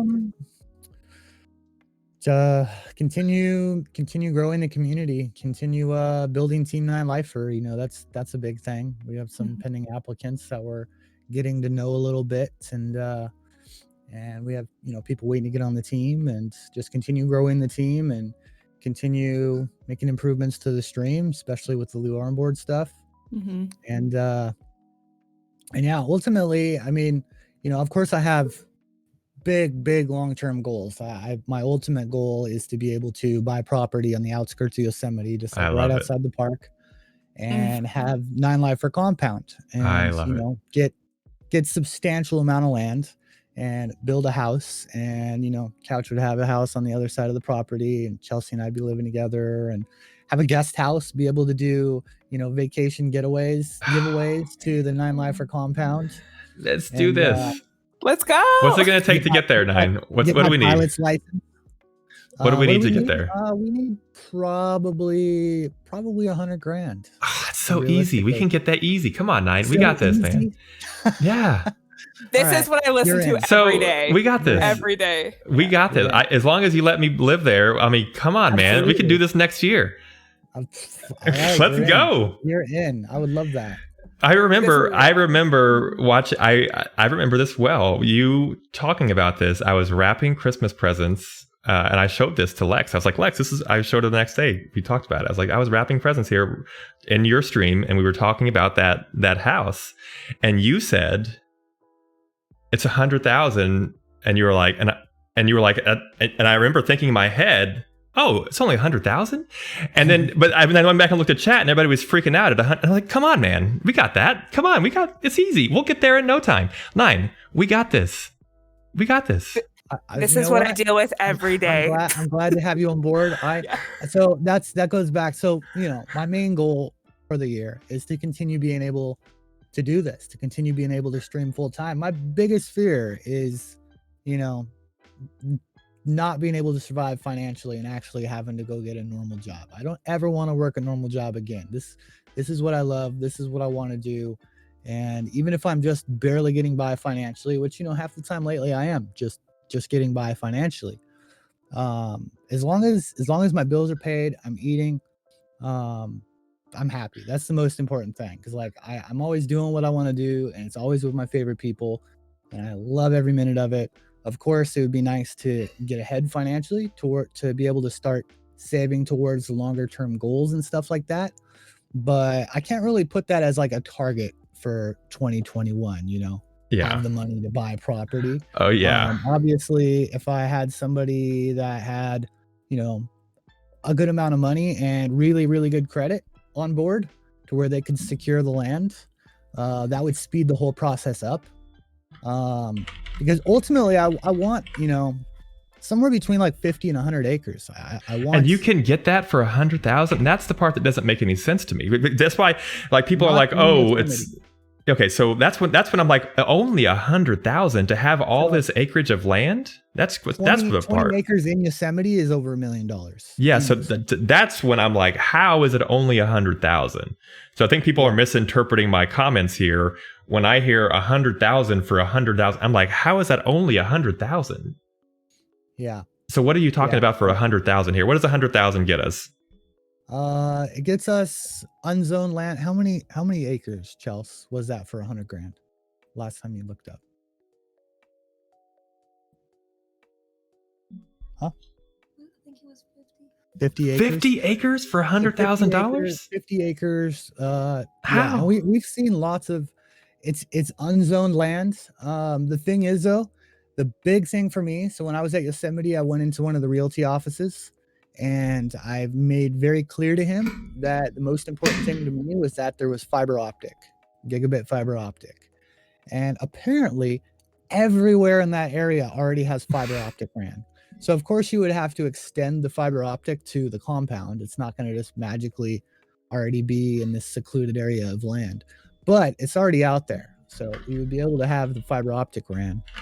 And the thing is, even if we just started with, let's say 20 acres, like it would work if we got 20 acres and had a reservation on the land next to it, like a security deposit and down payment on the neighboring land. And that way we knew we could expand it, and we knew we wouldn't have immediate neighbors as well. Mm-hmm. I want it to be a good size amount of land where, a bunch of people from the community can have houses on the property, and have a property custodian house, and, maintenance house, and a guest house, and, the vacation house, and Daddy-O's house, and Lex's house. There you go. Mine and Chelsea's house. So I think good amount of land. this seems so doable that I think within 5 years we'll be there. Not this year, but within 5 years, no doubt we'll be there. If we decide to do it, That's exciting. let's do it. I'm very serious about it. I told Couch when I was at Yosemite last time, like when we were leaving Yosemite after there for a couple weeks, and I had already decided that I was going to pursue streaming full time, and I turned to Couch and I told him, this is where I want to live. This is the big goal. I'm buying property here. Whether it takes 5 years, 10 years, 2 years, whatever it takes, this is the goal. I'm buying property here. I want to live here. This is where I want to spend the rest of my life. He thought I was nuts. I love it. Just like, yeah, okay. Yeah, okay. And, after the 2 years of streaming, and he realizes I'm still talking about it. I'm still serious about it. And I'm hopefully getting other people interested and serious about it. Like he believes now. And, that hasn't changed. Like that was my biggest motivation all along. Like I'm very driven and motivated with streaming and growing the stream and, just this career path. I'm very driven in general, but that's like the big fire under me right there. Is like, I really want to accomplish the buy property at Yosemite goal. And even after I have property at Yosemite, and it will be like an hour and a half from Yosemite Valley, I'll probably will stream a little bit less. I'll probably stream, 30 to 50 hours a week, and actually go do some photography and stock videography and stuff like that in Yosemite Valley, and do some hikes and stuff like that. As I love Yosemite. It's absolutely gorgeous place, and so I will enjoy the landscape and whatnot when that day comes. And but yeah, that motivation hasn't changed, and actually the motivation has only grown. So I fell in love with Chelsea December last year. We've been together over a year now. And, she proposed to me in February 29th, actually, which was a leap day proposal. We went to Snoqualmie Falls. She convinced my best bro, Couch Man, to not only support it, but to film it. And yeah, she proposed to me on leap day there. And it was the easiest yes of my life. Mm-hmm. And so the only thing that she's changed, is she just made me want it even more and quicker. Now there's a timeline on it. Before it was like, okay, I'm just going to keep doing this, keep growing. And, if it takes, 5-10 years, no big deal. But now it's like, how do I get it quicker? I want my life to start with her quicker. And if there's somewhere in the middle that we need to end up, like getting a bigger house and jumping through some hoops to be able to live with her and stuff like that in between, so be it. But of course I would like to jump from my current situation straight to Yosemite. But I can't really see or plan that far ahead. So that's kind of what can overwhelm me if I try to solve all that right now. So ultimately it's for me, it's like, how do I improve the stream tomorrow? Like what am I gonna do for the stream currently, and just keep worrying about the immediate, and just keep making sure that I'm able to keep doing this. That's first and foremost. Right. There's gonna be good months and there's gonna be bad months, and we had some great months 6 months ago. This crazy computer setup and all that we have is entirely thanks to the support of the community. And so we had some great months, and we have some lower months, but ultimately, as long as I'm able to keep doing this, that's what matters. Yep. Well, if you'll have us, I think we could make a great community there. And I want in on this because I've talked to Lex about this a little bit. Like, I think this thing, because here's like a little bit about me, and this is just about you, but I'm just going to try not to take too long. But like, I'm on Twitch on accident. Like, this is just, I ran into you and it's like, oh, this will be fun. I got a thing as a Christmas card. So, but I love it. Like I've discovered that I love this community. I love being here. This is an awesome place, but I kind of like struggle with what to do. So we had Big Fuzzy Yak on my stream, and she and I have had a few conversations off stream that are really impactful, and we have her on the show in 2 weeks, and I want to save them for her. But the bottom line is she gave me some advice that was really inspiring, that made me want to do something else, but I didn't know what.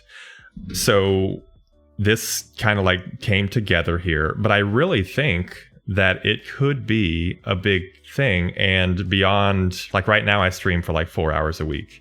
I could easily see how this thing could be big, because literally every single person I talk to doesn't, if I ask them, hey, do you want to be on the show? They say yes.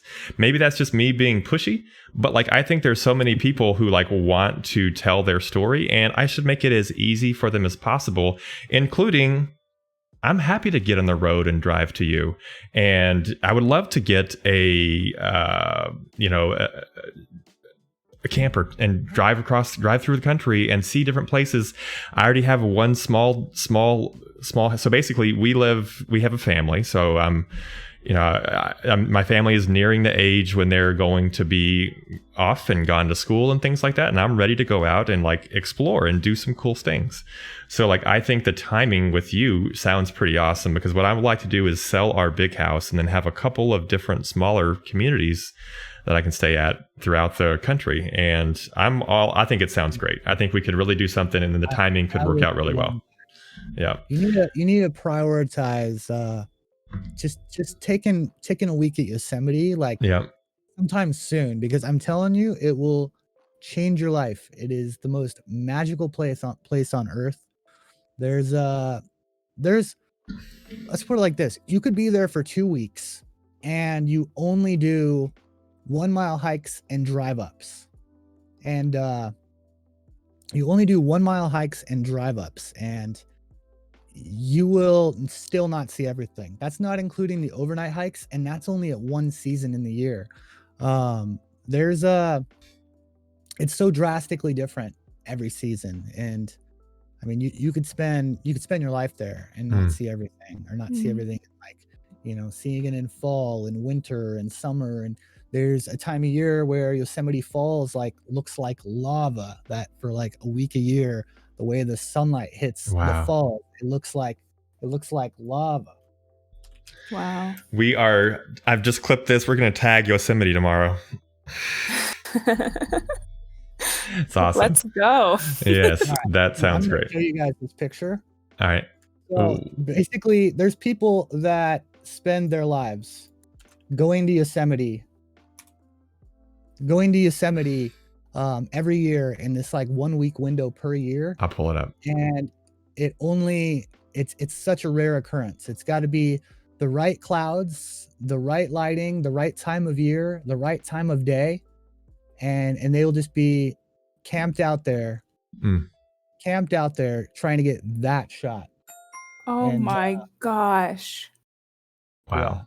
Yeah, it's pretty amazing. It doesn't even look real. No, it really doesn't. Wow. I have stuff on my Insta. Oh, your Instagram is amazing. Everyone should follow that. The photos are amazing. Okay, I do. So you can see some Yosemite here on my Insta. Yay. Okay. Everyone go follow it. So the astral shot, the Milky Way shot, which you'll see on the left side when you scroll down. You should be able to scroll, right? So, man, I'm gonna have to do this later. I don't know how to. I'm so bad at this. Just scroll down. You're fine. Yeah, just scroll. No, I'm the wrong person. This is my son's account. That's okay. Oh, it's not. Oh, look at these. Oh, I was gonna try to follow you, but I don't know. Yeah, we can just look at him. Wow, look at that PC. Look at these. Look at this cute cat. This is Nala. That's Nala, yeah. Oh my Baby gosh. Nala. If you scroll up a little bit, you can click on a video where she's doing the most adorable thing. Click the middle one right there. Yep, click that.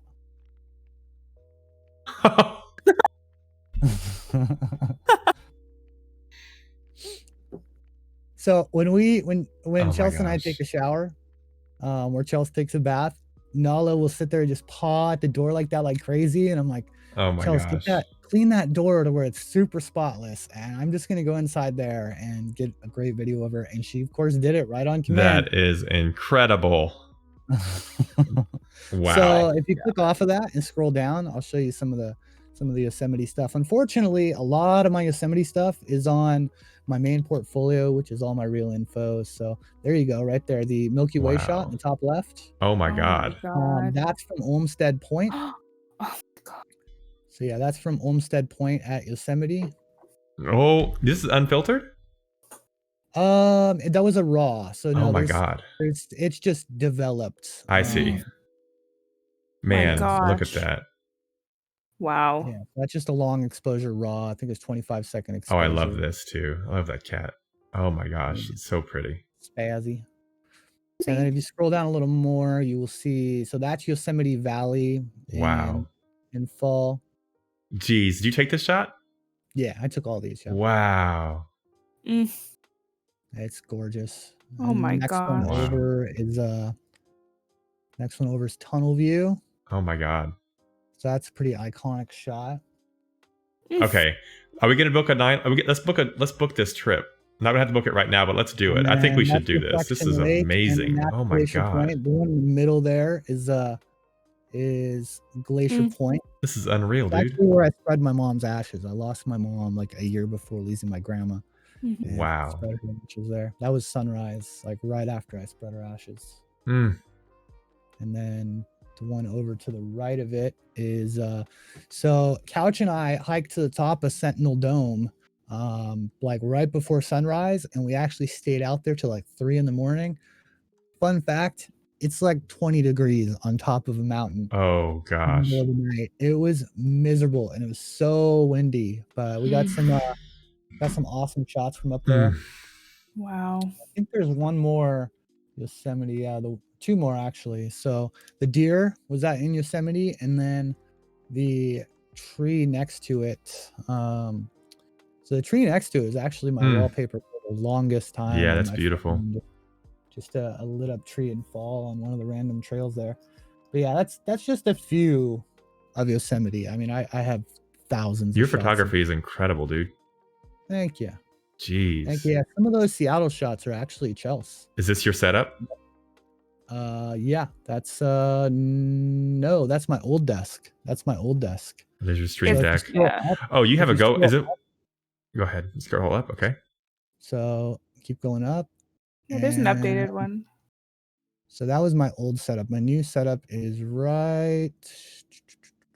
Keep going right there, left side. So 1, 2, 3 monitors.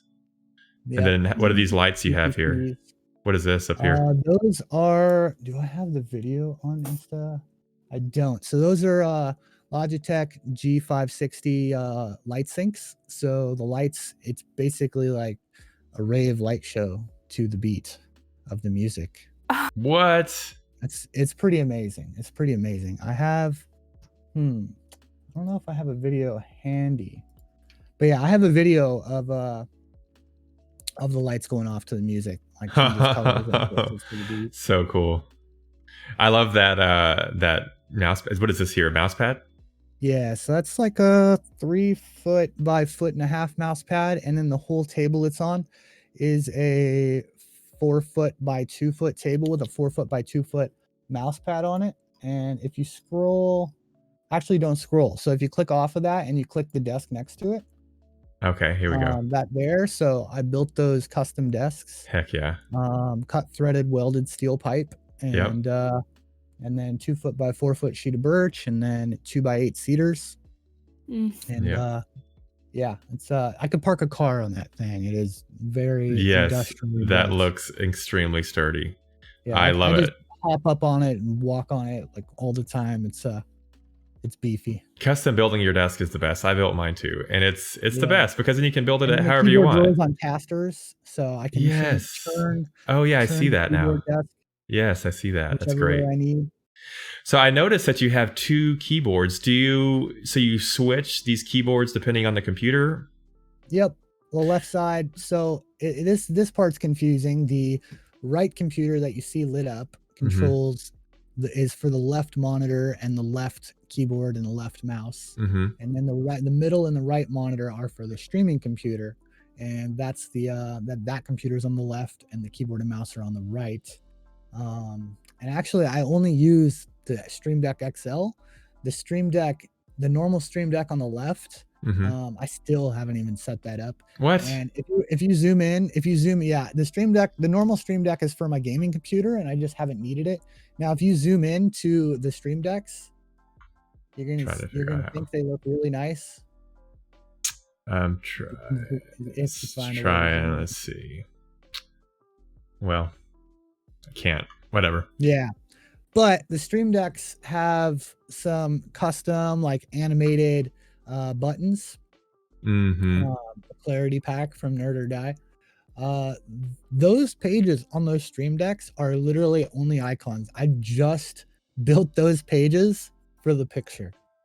It's not actually that beautiful. Wow. I was trying to go back to it. I was trying to right click, open a new tab. But so I was just going to suggest that. So I use an application called Mouse Without Borders that lets you share one keyboard and mouse across multiple, which is nice. I looked into that.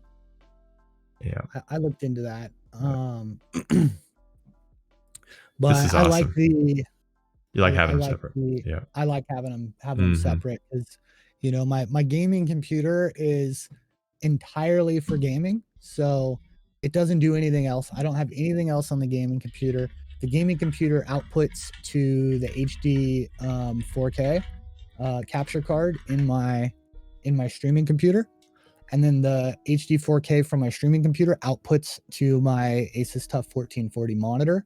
And so that the gaming computer is only one output, and I can play in full screen, not just windowed full screen. And because of that, I get, you know, I get better performance out of the hardware because it's not doing all these extra tasks. Yeah. And then the streaming computer is just capturing that as a video feed, which is not demanding in itself. You know, I see. like capturing, you know, anything you're doing through a capture card is like the equivalent of watching a video. It doesn't even require like graphical power for it.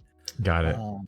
But yeah, the streaming computer is what's doing everything else. You know, my middle monitor is full screen OBS with all my Twitch panels logged in, and my right monitor is my you know, my camera and my browser and my Discord and my Streamlabs stream labels popped up, and my rocks popped up, and, you know, intro music player and all that. So I could actually use four monitors. Well, 3 monitors, that's too much. I'm like, yeah, I could use 4. I know, for sure. I am planning on so my work office is just quick before Lex changes topics here on that one. I love monitors, dude. I can never have enough.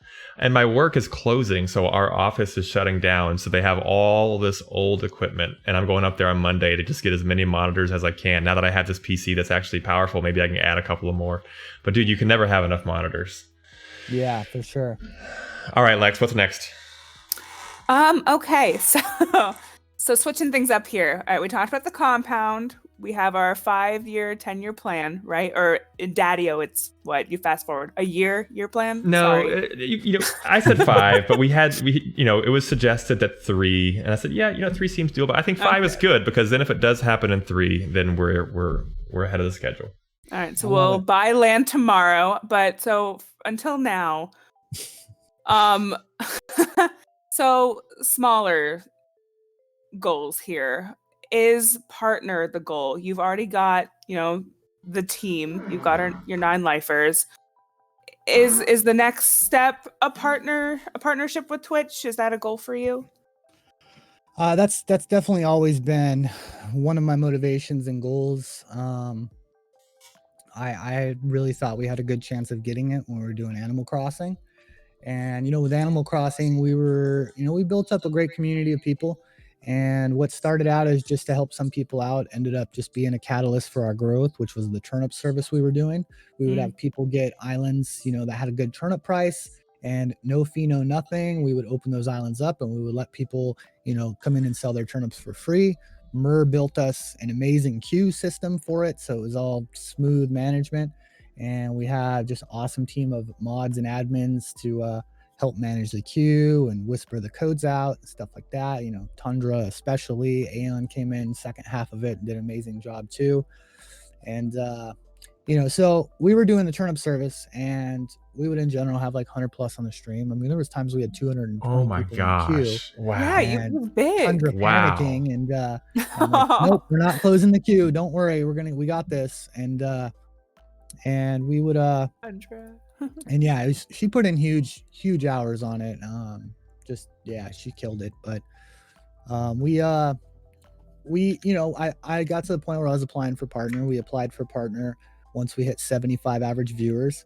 I was told by a big streamer friend, Reversal. He's one of the biggest Pokemon streamers. He is absolute legend, 1,000 to 2,000 viewers typically. Like, he's a big deal.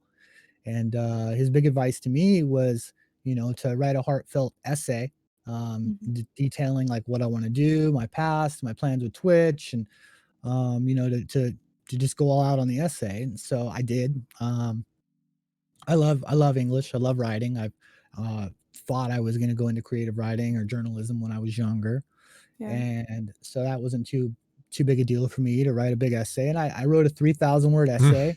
I had some English professor friends proof it and help me format it and stuff like that. And it's very well put together essay. I post that in my partner application. Months go by, still doing turnips. And for 3 months we had 75 to 105 viewer average. Wow. And the second my viewer average hit 74, Twitch sends me a copy paste denial letter saying, "Oh, sorry, you're under 75 viewer average. We can't accept you. Apply again when you're over 75." Didn't even look at the essay. And at that point, like, I was already, and so I always say, like, I'm not going to play something or do something I don't want to do just for the viewers. And that was the one time that I kind of broke that rule for myself. I kept playing Animal Crossing and kept doing turnip service because it was what needed to happen to keep the viewership high enough for partner. And so I kept doing that even when I was already, over it. And and so after I got denied, I quit Animal Crossing and kind of, told myself not doing that again. There might be a situation where, I play this or that game and it improves the viewership. But if I'm sick of something, it doesn't matter what happens to the viewership. I'm done with it, and that's what I've done since then. There's been games, when we were playing Marvel Avengers, we had 80 plus viewer average. I burned out on Avengers, switched games, knowing my viewership was going to probably cut in half, and it did. We went down to 20 to 40 viewers again, and I'm going to keep doing that. If my viewer average ends up being 70, 75, then sure, I might care a little bit more. But the reality is I'm not going to apply for partner again until my average is like steady and stable over 100 plus. Right. Just cutting it too close just to have them send me a copy paste denial letter and having to care so much about what my viewership is at, like, it sucks. We're like, we're only at 60 viewers. What can we do to get more people here right now? So I wouldn't say partner is it's obviously a big goal, but the reality is partner is a check mark next to my name, which is, bragging rights, whatever you want to call it. It's nice. It's the ability to squad stream, which isn't really too huge for me. It's the ability to create a team. I already have the team. My biggest motivation with making partner was to be able to create Team 9 Lifer. And we already have that. And you sidestepped that, right? Exactly. I contacted Twitch and just asked them, hey, is there any way you guys can make this team for me? This is what the team's all about, positivity and inclusion. And, we already have a bunch of people ready to sign up. And they're like, there's no exceptions. You have to be a partner to create the team. However, you can have a partner make the team for you and pass you ownership of the team. And so that got that ball rolling. I know a handful of partners, and I happen to know a partner that hasn't streamed in like 5 years. It doesn't stream at all. And, he's a great supporter. So I reached out to him to have him make the team for me. And besides that, the only other thing that partner would give me is 28 tier 1 emote slots, which is obviously, that's a lot of emotes. Wow. That is a lot. That's based on the most subs you've ever hit. And back in our peak, we had 1,763 subs in a month. Yeah, 1,763 subs. So I'm so glad you clipped that. I can only imagine. That's going on my Instagram. Oh my God. In 1 month? Yeah. And we had for probably 5 months, we were at over 1,200 subs. Oh my God. that's what allowed us to build this computer. I mean, this computer and these desks and the computer setup, I mean, it's about 10 grand just in those two things. And that would have, like, when I started streaming, and if you would ask me, what's your dream computer setup? Like, what computer setup do you want to have on the stream years down the road? Like, what I have is what I would have drawn up. And I never thought that I would like be able to check all the boxes of everything I wanted in my dream setup. But they just, we just had such amazing support through that portion of the streaming career that it actually allowed me to go after the ultimate goals and just, basically build an over-the-top computer where pretty much every little thing in the computer is the best of the best, except for the video card. The video card is a 2080 Super Founders Edition, which is still a fantastic card, but I do want to put a 3080, which is the newest card in this at some point. But yeah, everything else in the card in the computer is incredibly future-proof. And yeah, Wow. so we had some crazy months. That is wild. Impressive, dude. That's Yeah. that's a number that is amazing. So I have one more question before we go to some Tiger fun facts. Are you streaming after this? I imagine you're on a time crunch.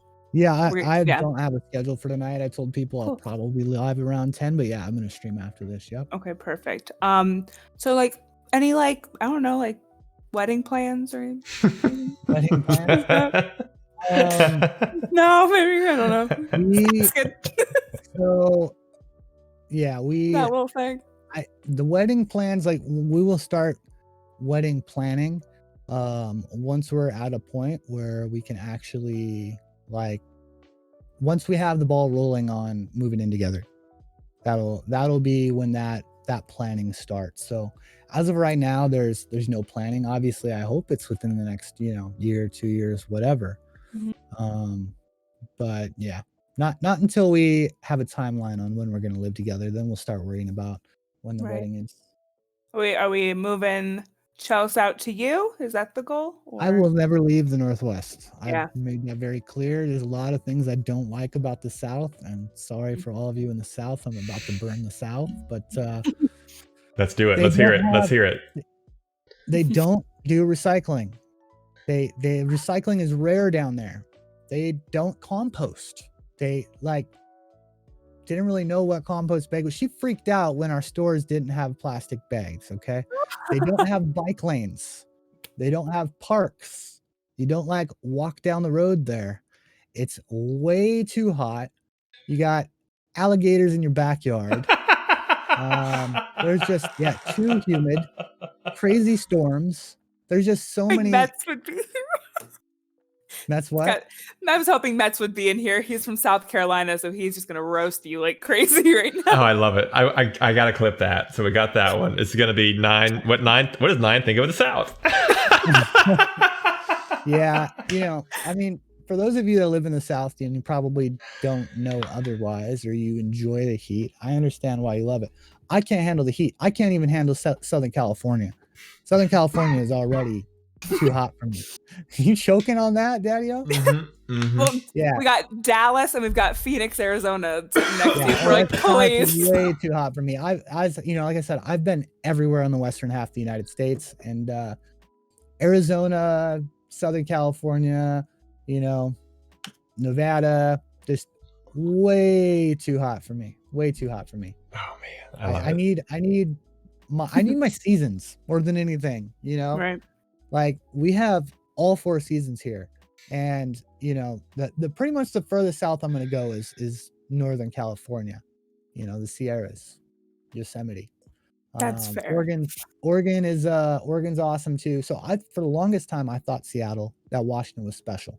I'm like, we have rainforests, we have oceans, we have mountains, we have actual deserts, like real deserts where it's crazy hot. And we have all climates, all biomes in one state, and I thought we were special for that. And then I started touring filming, and I go to Oregon and I'm like, wait a minute, they have rainforests, they have everything we have, and they're cleaner. Oregon has a $5,000 fine for littering anything ever. And then when you get caught littering, that pays for a road crew to come out and make it look immaculate. Plus, their parks have a $5 to $10 admission cost to get in at every park, and so their parks are absolutely immaculate. Like, Yeah. Oregon is better maintained Washington, basically. And then, you know, Yosemite is my favorite place on earth. So that's kind of the area I'd be willing to go. There's some places in Idaho that aren't bad.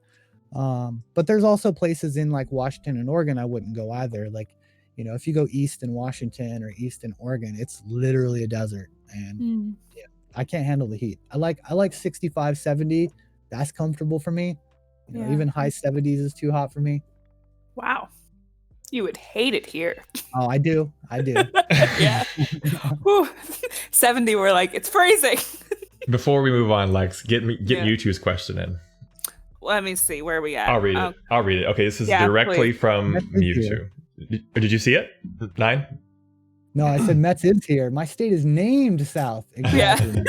Okay, question from Mewtwo struck back. Okay, there's one question I've had for a while. You've had a number of months where you were very much in a rough spot financially, where you had to lean on your support to get by. You've had this amazing Animal Crossing system set up for queuing turnip sales.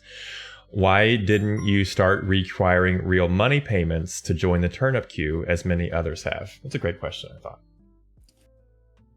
Because I don't believe in that. It's, you know, especially with the stuff going on in the world, I'm not going to penalize people for struggling right now. You know, that's like, why don't I require people to sub to be able to do our giveaways or anything like that? It's I want to accommodate everybody, and there's people that are too young to have money. There's people that are out of work. There's people that their families are out of work, and you know, there's a lot of people struggling right now, and you know, that just would be wrong on me on so many levels. And the people that want to support can support and do support, and you know, to everybody else, you know, I'm not going to punish somebody for not being able to financially support. I've never been about that. You know, I value the people that can't sub or can't donate bits or any of that just as much as I donate the people that do, as much as I value the people that do. Right. And yeah, so yeah, that just wouldn't be right of me. I have a big time, you know, ethical and values stance against that. Yeah. Samus gave you a good answer, but you gave a better one. Wait, Samus? What did Samus say? Samus said, because you always put the community first. It's a good Absolutely. answer. Good answer. Yeah. All right, Lex, what do we got next? Speed round. We got fun facts. All right. All What's right. your favorite pizza, my dude? Oh, this is not a speed answer. I know. I was like, take as long as you want. My favorite food is pizza because of its versatility. Right. So there's so many ways you can make pizza. You can do pesto sauce. You can do multiple types of red sauce. You can do barbecue sauce. You can do taco sauce. You know, olive oil, like Cuban pizza, for instance. Chicken bacon pineapple barbecue pizza. White sauce pizzas, multiple types of white sauce pizzas. There's so many good ways to make pizza that it's kind of, as long as you're mixing it up, it's kind of hard to burn out on pizza. But I would say like my staple is probably pepperoni, bacon, pineapple red sauce. Anti-pineapple people? No, it's just, that's so strange. Wow. That's just such a very specific, what'd you say? Pepperoni, bacon, pineapple. Wow. You broke Daddy-O. That sounds terrible. No, that sounds amazing. It's actually great. Well, the pepperoni, I'm sorry, it's the pineapple, the weird one. The pineapple with bacon? Gotta get that sweet with that, yep. I'm with you, buddy. Yeah, thank you, Nanita. Oh, you too. Pepperoni jalapeno pineapple, Yes. also good. The jalapeno, yes. The pineapple, I don't know, man. All right, well, give me some pineapple pizza in Yosemite, and we'll just call it a 9 lives. 9 lives trip. The pineapple broke chat. We're like having a panic attack in here. Oh man. Yep. Okay. Well, wow. Sorry, I asked you guys. No, Dang. that's a good one. I knew. Pineapple, we've had this discussion a lot, and so, you know, I've watched a lot of other streamers, and there's some big streamers, you know, like 20,000 plus viewers that I've seen put up polls on does pineapple belong on pizza, and I find that the European streamers, they are over half the people in their community say pineapple does not belong on pizza. Our community is like 80% plus that it belongs on pizza. Have you ever considered that your community might just be weird? I mean, we're all weird. Normal people are born. Weird crowd, man.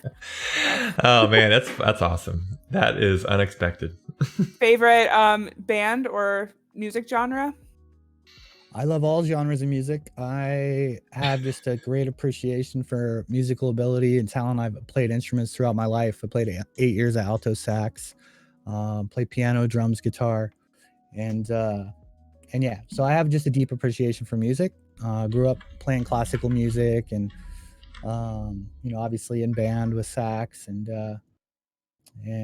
you know, I play a little bit of like pop R&B and classical on piano. Wow. But yeah, overall, like my go-to is going to be like EDM, drum and bass. But I listen to everything. I listen to, you know, rock, rap, alternative, country, R&B, you know, bluegrass. I could go on and on. Classical, metal.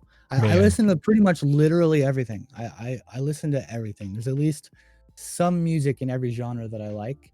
I would say for rock, my favorite newer rock band is Shinedown. Older rock band would be Metallica. Love it. Alternative ska would be Sublime. Yeah. Nice. And let's see. Sia is pretty awesome. How about, so what about you're 39, you're right around my age, right? 39, yeah. Yeah, 39. So you grew up in the 90s. What were some of your favorite songs from your teenage years? Because those are usually pretty formative. Like from the 90s. Snoop Dogg, Dr. Dre. Hell yeah. That's awesome. Nothing but a G thing, baby. Oh God, we got him singing. And yeah, so Ask Gracie, she'll sing that whole my song. favorite rappers, Tech Nine, E40, Eminem. Love it. Love it, man. Nine, we should hang out more often. I'm just discovering that we're kind of pretty much the same thing. You're just a tiger and you don't like the heat.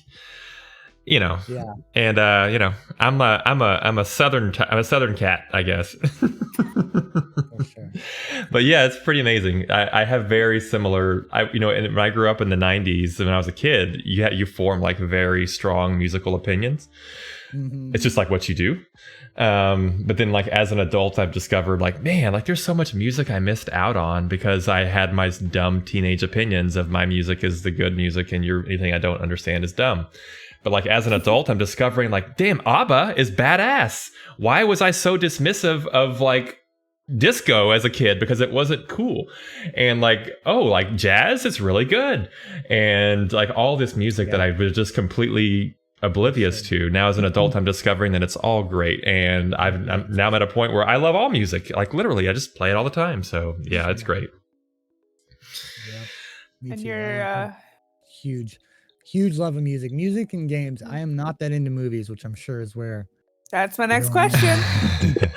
I watch a couple movies a year. Yeah. I've never really been that big into movies. So I'm a super harsh movie critic.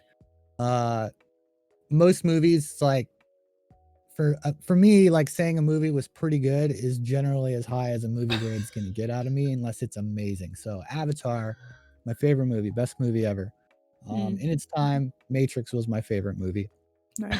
But Matrix, Chelsea and I binged 23 Marvel movies. Oh my gosh. In 1 week. We did that a couple months ago. Probably 3 months ago, 4 months ago. It was when I was playing Marvel Avengers. And, you know, people found out I'd only seen a couple of the movies in the series, even though I'm a Marvel fan. I'm like, you gotta watch them in order. So I found a little checklist, and we watched them all in order. And I am way less harsh of a critic when it comes to Marvel movies. Like I like most Marvel movies, and yet movie like Pokemon or Detective Pikachu, I was expecting some battles in that movie, and it's basically dry Ryan Reynolds humor and a whole bunch of bad actors and almost no action. It was terrible. It was terrible. I'm sorry. I'm sorry, those of you that thought Detective Pikachu was great. It was terrible. One of the worst movies I've ever seen, I've seen it in 3D, is Gravity. I watched it in 3D Oh and I'm like, yeah. holy crap, the Earth looks amazing in 3D. And then 10 minutes later, you're like, all right, when is this over? It was like 2.5 hours too long. Most movies I just pick apart like that, you know. Mm-hmm. There's very So you few just movies choose that- to not watch them? Is it not enjoyable to pick them apart? Is that why you just choose to not watch them? I'm just Or not hugely into movies. It's not that I Yeah. choose to not watch them for that reason. Like, yeah. what's the name of the movie? Chat, you got to help me out. What's the name of the movie by James Cameron that ends on Oh, to be Avatar? continued? Nope, it ends Oh, on to be continued. She's like, Inception? nope. Oh. Come on, help me out, chat. Chevetico, how's it going? She's like Alita Battle Angel. Yeah, I didn't see that. Alita Battle Angel. It's Yeah. actually a really good movie. I was pissed that it ended on a to be continued, and it's like, see you in 5 years. You know, it's gonna take forever for that movie to actually happen. Good Will Hunting, great movie. Like, there's some classic movies that I like. Don't get me wrong. I don't hate all movies. I'm just a harsh critic of most movies, and a lot of times I don't necessarily want to take the time to sit down and watch it. I have so much other stuff to do. And I used to watch like a lot of reality competition shows, like The Voice, Songland, Gold Rush, Curse of Oak Island, stuff like that. That's usually what I watch, but I got rid of cable and now I'm using streaming services on my smart TVs. And so I kind of quit watching those. I just watch a little bit of news and that's it. I don't watch much TV at all anymore. Yeah. Huh. And then my last fun fact is favorite food that Couch makes you. There's a couple there. He makes these chipotle lime chicken tacos that are absolutely amazing. He also makes chicken peanut butter waffle sandwiches. I know it sounds so weird. You're like, chicken and peanut butter together? I'm telling you, it's super good. It's a waffle, it's maple butter, it's peanut butter, and it's chicken. And you can put bacon on it too. It's delicious. What? It's delicious. Interesting. And then just classic breakfast sandwiches, which eggs, sometimes hash browns, sausage, bacon, on sourdough English muffin with garlic butter. And the part that threw me off that is so good, and I normally don't like it, but cream cheese. I love cheese cream on cheese English so muffin. much. I normally don't like cream cheese. And yeah, he just kind of snuck it on there one day, and it was actually really good. That's insane. One of my favorite things about like your streams with Couch is just talking about food. It cracks me up. Like, it's one of the most entertaining pieces for me. It's just you two talking about food. It always makes me laugh. I don't know. Oh yeah, but we can talk a lot about food. Oh yeah, it always makes me starving. So I have two like relatively serious like questions about like you on this platform, and then I'm done. So if there's anything else you can think of, because I feel like it's gonna get heartfelt for a second. If there's anything else you can think of, Daddy-O, before I do that. No, let's do it because Cool. we're already at over 2 hours. So let's end it here. Yeah. Okay. So here's the first question. Yeah. All right. So I'm gonna just say it word for word here. So you are an inspiration and an influencer on this platform, right? So many people watch you for entertainment, but also for streaming goals. What's the mentality of that, knowing that people come here daily to see you? What's that like, and is there pressure there, or are you humbled by it? What's the daily life like with that concept in your mind? I I mean, it's kind of surreal, and I try not to like overthink it too much, and just realize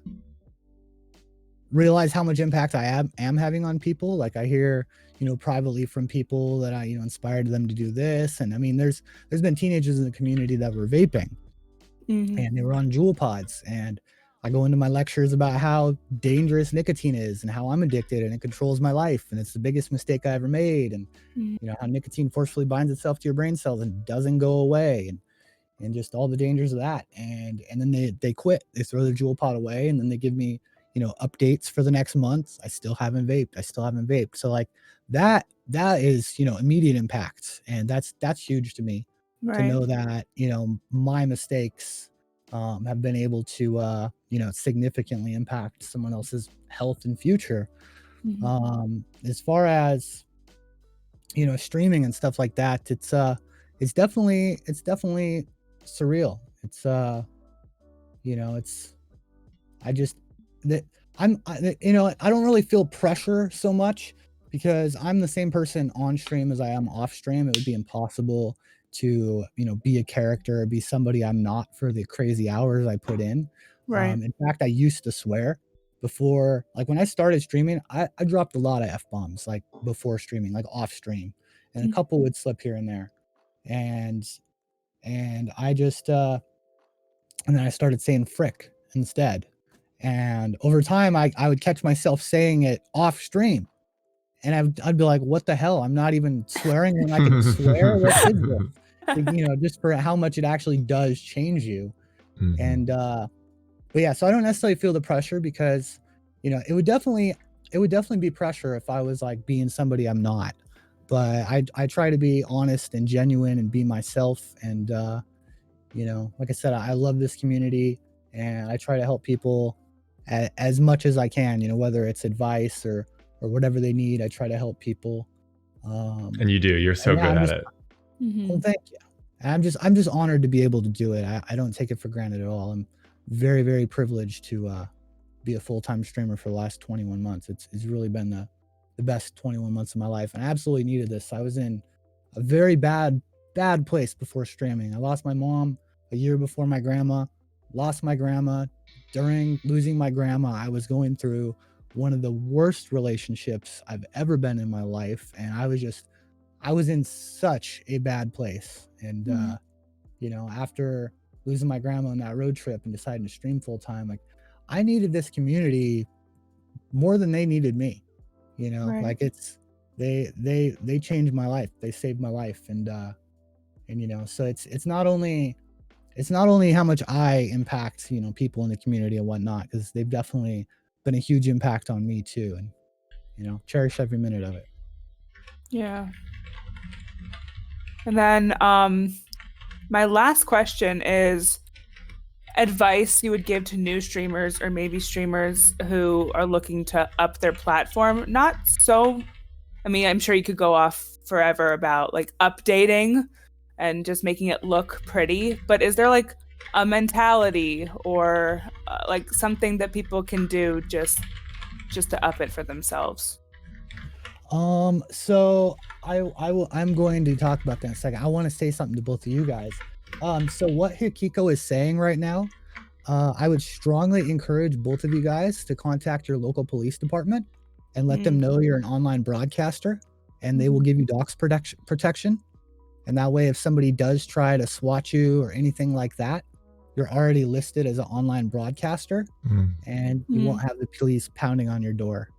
That's a pretty big thing for anybody. Any streamers out there, if you are streaming with your real name, your real information, you absolutely need to contact your local police department. They have a program in place. Pretty much all police departments have a program in place to prevent swatting. So just let them know that you're a broadcaster and your real information's out there. And yeah, it's called swatting. It's so, for anybody out there on the flip side of that, you think it's funny to swat somebody. When you get caught swatting, you do like 5 to 10 years in prison just for domestic terrorism. Right. People die from that. There was a streamer's dad that went to answer the door, and when he pulled open the door, the police shot him because they thought he was armed. Mm. And you know, Wow. the kid that did that swatting is serving life in prison. So it's no joke, and it still happens. It still happens all the time, and that's why police departments have a plan in place to protect streamers, to protect broadcasters and stuff like that. So I would definitely encourage you guys to do that. And you know, that's a lot of the reason. You know, that's one of the many reasons that, you know, I do value my anonymity and whatnot. Right. And as far as, you know, streaming advice, be yourself and always talk out loud. Always talk like there's people there. Think out loud, because you never know when people are watching. Mhm. It would really help early on if you had a friend over or somebody to talk to, especially like a best friend, somebody that you're gonna be really comfortable with, that you could joke with and you'll troll around with and stuff like that. Because the reality is, you're probably not going to show that side of yourself to new people until you get to know them at least. Mhm. Right. So having that person you're comfortable with is a big deal. And if you don't have that person, you just gotta get used to thinking out loud or explaining what you're doing. Mm. Having a schedule and being consistent. You know, even if it's okay, I stream 3 days a week, 4 hours at a time. That is huge. The schedule is what actually gets those people to come back. And they're like, "Oh, you'll be live at 5:30 tomorrow? All right, I'll see you then." And you know, when somebody comes into your channel, you basically have, on average, like 30 seconds to say hi back to them. People are gone within a minute of you not replying. Like it's a pretty short window. Somebody comes in and says, "Hi, how's it going?" and you don't notice their chat for a minute, they're probably already gone. And you got to say hi to them. You got to get to know them. You know, this is broadcasting in general, social media in general is networking. It's making friendships, and you know, it's genuinely caring about people and genuinely making friends. It's not just, okay, what do I say to this guy to get him to stay here? No, get to know him, become friends with him. And you know, the next time you see him and you're like, "Oh, how'd that job interview go?" Or you know, how'd that test you took in school go? And you got to get to know them. And as you have a couple of those people that show up, you know, you have a couple people that not only do you know and they come back to see you, they also become friends and they start coming for each other. And you're not really going to have traction until you have that. And you know, that can take quite a while to get that. And Yeah. so there's basically 3 types of streamers. You have the game streamers, the people that are just like literally the best in the world at the game they're playing. Wumbo is a prime example of that. Wumbo doesn't talk, doesn't have face cam, just has a hand cam, and he just lets the gameplay do all the talking because he's literally one of the best couple people in the world at it. So if you're like top 5 in the world at a game, you don't have to do anything else. Just put the stream on. Your gameplay is going to get you viewership. Right. But beyond that, you know, there's community focused streamers, there's character focused streamers, like people that are just funny people in general, and then there's, you know, game quality streamers. And if you can check 2 of those boxes, you will eventually succeed. It just, you have to put in the time and you have to be consistent. Being consistent is, there's no substitute for that. It's really hard for somebody to stream, you know, 4+ hours a day on a schedule for not only weeks but months without having anybody there. I've seen it so many times. People that I've tried to guide and give advice in the past, and they don't see the results they want in a week, and then they give up or they change direction, and they constantly keep changing direction because they're not getting immediate results. And the biggest advice on that is not to be results oriented. As long as you're playing what you want to play and doing what you want to do and not worrying about the numbers and doing it for yourself more than anything, and you know, doing all the other things I said, being consistent, making friends with people, you will eventually succeed. Some people it takes a year or more. There's no guaranteed timeline. Okay, if you stream 30 hours a week, you know, 1 day off a week, and you do this for 6 months, you'll for sure have 20 people on your stream after 6 months, because there's a lot of little factors that go into it. But you got to be consistent. And schedule, interactive. There's not really a shortcut for any of that. Yeah. Right. All things you just don't think about. Yeah. I knew you would have a good answer to that question. The That's behind the just scenes stuff of it is like, people are like, oh, I want to stream, any advice? And it's so much work behind the scenes to do it well. Yeah. It's not very hard to turn on your stream, to capture a game and turn on your stream, and put your $50 headset on and stream. Right. That's Yeah. That's not hard to do. But ultimately, like, having a good mic is way more important than camera. People think it's the other way around. Oh, I need a really good camera. It's not. Mic quality is everything. Having a good microphone setup, even getting like a Blue Yeti USB mic, $150, $200, that's a good start. If you can get an XLR setup with a mixer and all that, that's even better. But mic alone can be a huge impact on the stream. But your stream setup, your stream quality, your frame rate, your overlays, your graphics, your transitions, your panels, like there's so many little things that go into it that are each in their own right time consuming, that most people overlook. They don't realize all the stuff that goes into it behind the scenes to like actually have a quality professional stream. And you don't have to be professional on day one. You can go live with a $50 headset and just have a great personality and be good at the game you play, and slowly build your panels and slowly build your graphics, and there's nothing wrong with that. But you have to be hungry to improve. I can attest to the cheapness. So I went cheapest option possible for up until today. So literally I went to the store and said, what's the cheapest laptop I can get that can allow me to stream? So, and then the headset I have is the cheapest headset. So it wasn't until literally this show and like this week that I spent any money, like any real money. Everything that I've done was just like stuff that I've had around the house, or the camera that I use is just a camera that I had. It wasn't anything. Of course, it happens to be a kind of a nice camera. It's nothing compared to what professionals use, but it's a Canon. But aside from that, it's all just basic. So it's not like you need to spend a ton of money to do it, and even to like produce. I would think it'd be a fairly quality stream. You can do it on a budget. Yeah, absolutely. Yeah, absolutely. You can still have a decent quality stream for pretty cheap. I mean, if you take the time to dial in your audio, I mean, you can do it with a $50 headset. You can do it on a laptop. The thing is, you can capture any console to an Elgato capture card right. on pretty much any computer. Using a capture card does not use any graphic resources on a computer. It's literally like watching a video on YouTube. It doesn't require a powerful computer. So like that could be somebody's entry level. You have a decent computer. Yep. You have a capture card. I started. You have an Xbox or a Switch. You could start with Streamlabs OBS.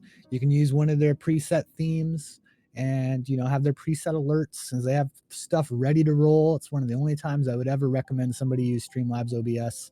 But if you're just getting started, you're behind in hardware, you don't have the experience and knowledge, and you want to stream, there's nothing wrong with going live with that. But I would definitely be researching how to do OBS studio stuff, how to do all stuff manually, figuring out the graphic design or finding a graphic designer, trying to improve your audio quality, trying to improve your PC quality. Yeah. If you're streaming with a camera and you have the stuff behind you, having an interesting backdrop behind your camera. A lot of streamers use different lights and stuff like that, or they'll have their game collection and their game knickknacks behind them on shelves. There's a lot of ways to make your backdrop interesting. Or you can just use a green screen and be wherever you want. Bahamas, a mansion, doesn't matter. But but I would not tell people don't stream because you don't have a good enough computer or don't have a good enough headset. Absolutely stream. You're still going to be building the community. You're still going to be learning. You're still going to be improving stuff. And ultimately that could also lead to you financially being able to improve hardware as well. So definitely not a reason to not stream. Exactly. So speaking of streaming, you're going to stream after this, right? Yeah, exactly. Are you gonna take a break, or are you just gonna go live? Because I think we should direct the raid to you. So I'm trying to figure out here if you wanted to take a little bit of a break, and then Lex and I can chat. I only need 10 minutes. Okay, 10 minutes. So I think this was freaking tastic, and I would love to keep talking to you all night long, but I've already kept you for 2.5 hours. And is there anything else you want to talk about?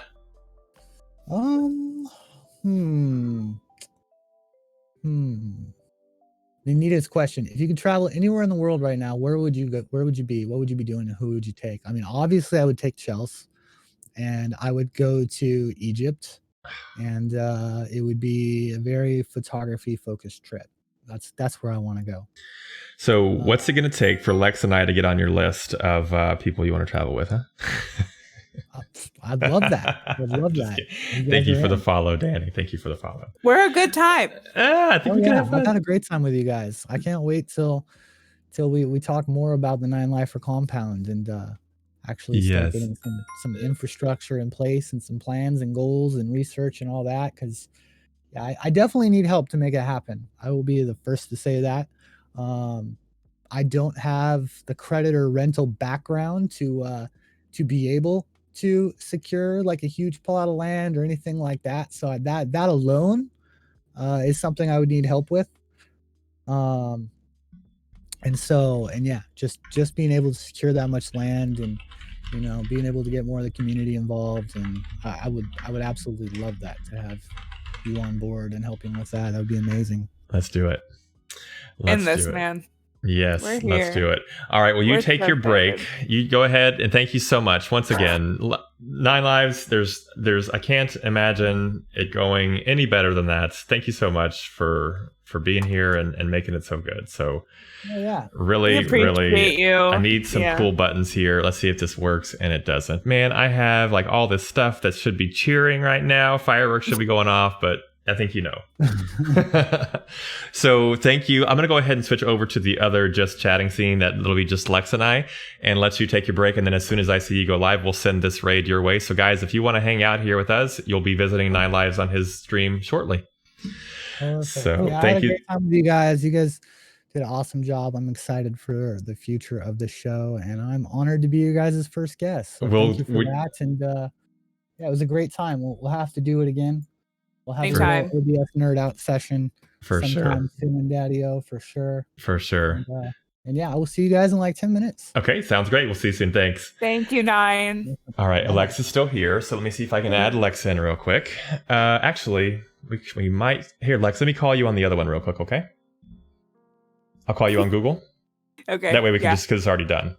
All right, y'all. We're just going to add Alexa in here. Give me just a minute, and then we will kind of give a recap.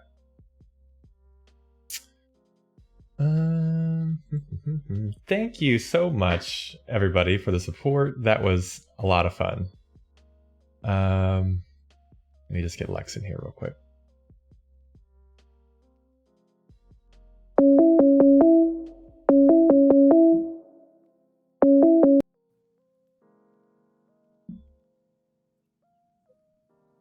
Oh, there she is. Boom. Just like that. Just like that. Just like that. Boom. Hi. All right, so let's see what we got here. Can we get your political Mets? We will definitely talk political talk, but that was not something 9 wanted to talk about.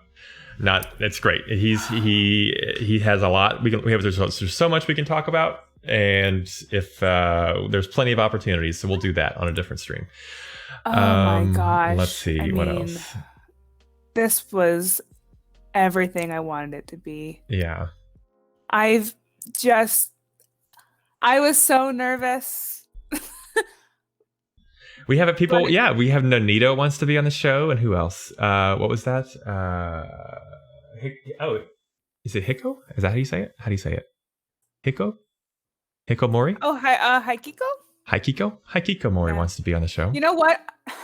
Now Hikiko's got me thinking, man, about my name. Well, here's the deal. Because so ready for this? Mori. Thank you, Hikiko. Listen. So I didn't want to use my first and last name. I didn't. I want to use my first and middle name. Okay. But my first and middle name is already taken by somebody in the adult industry. So if somebody Googled my name, my first and middle name, they would find something else. And I was like, well, I don't know what to do. So here's what my hesitation, because I have to use my real name. Yes. And I don't think there is any reason that I shouldn't, because I'm not a hard person to find. And the people that I have on here are going to be talking about like personal things. And I don't want them to be reserved in any way. And I want them to be able to talk about whatever it is they want to talk about. Because guess what? If people want to find out who I am, I'm on LinkedIn, I'm on Facebook, I have a freaking website. I've got a few different websites. It's not hard to find me. I'm like pretty out there. And I also see it as, who are the people that we're striving to be? Like, ultimately, where do we want to be in 5 years? And when we say, was it 5 years or 10 years or whatever, like, who are the people that we admire and like are aspiring to be like? And it's like Dax Shepard. Does he go by like? There's no celebrity that does. There's no big time podcaster that I'm aware of that goes by an alias. Right. Now on Twitch they do, but if we're thinking this is beyond Twitch. This Twitch is the live studio audience recording of it, and then it's going to go out to the world. Come here for Twitch if you want the community and to chat and have an influence on the thing and like all that great stuff. But 90% of the population has no idea what Twitch is, and so I am not going to limit myself by using an alias. But I totally get it from your side, and I considered using a different name. No. I considered making an alias, like a fake name, but I was like, I want the people in my real life to like talk to me in a real life manner, not call me Daddy-O. It's just not going to happen. Yeah. I needed to hear that, because it's a different mentality for chicks. Like, I totally get. Yeah. Like, I was reading the chat and I was like, oh my God, like, is everyone finding me? Like, it's just silly stuff. But okay, I needed to hear that, because you're right. We're going somewhere else here. But anyway, 9 lives, right? How lucky are we? Right? How lucky are we? This was an idea 2.5 weeks ago. Look at this. Look at the people in chat. Like, think they had a good time. I'm not going to assume. But I feel so good after that. It radiates positivity to me to speak to someone who I've been looking up to for 2 years. Right? You know, who built this community that surrounds me today, who brought me here, who brought you to me, who brought us together. It's all come full circle, and I'm feeling it. It's so cool. So thank you for that. Yes, that is awesome. Okay, thank you for that. How to stop swatting. Thank you, 9. That's perfect. Because so people are in chat saying, I'm still going to call you Daddy-O. I hope you do. Like, I hope people here who know me as Daddy-O still call me Daddy-O. I will always call 9 lives, 9 or whatever. It's just a name. It's a nickname like any other. But the people that we're going to be on here, like that I plan on having on this show, are like medical doctors and data scientists and CEOs of companies and mayors. And there's no way in hell I'm going to have them call me an alias. It's just, dude, I'm going to introduce myself as my name. This is who I am. This is my background. 100%. I've already gone in. I considered signing up for LifeLock, but I didn't do it. But I did go ahead and like freeze my credit and take those kind of precautions. So I'll take these extra precautions. But yeah, it's something I struggled with quite a bit as well, because it's like, I don't know. But then I figured, if it's beyond Twitch, if it's bigger than that, then what are we hiding from? People know us anyway. So you're not wrong. I am anyway. Yeah. So are we gonna do an after dark or an after hour stream?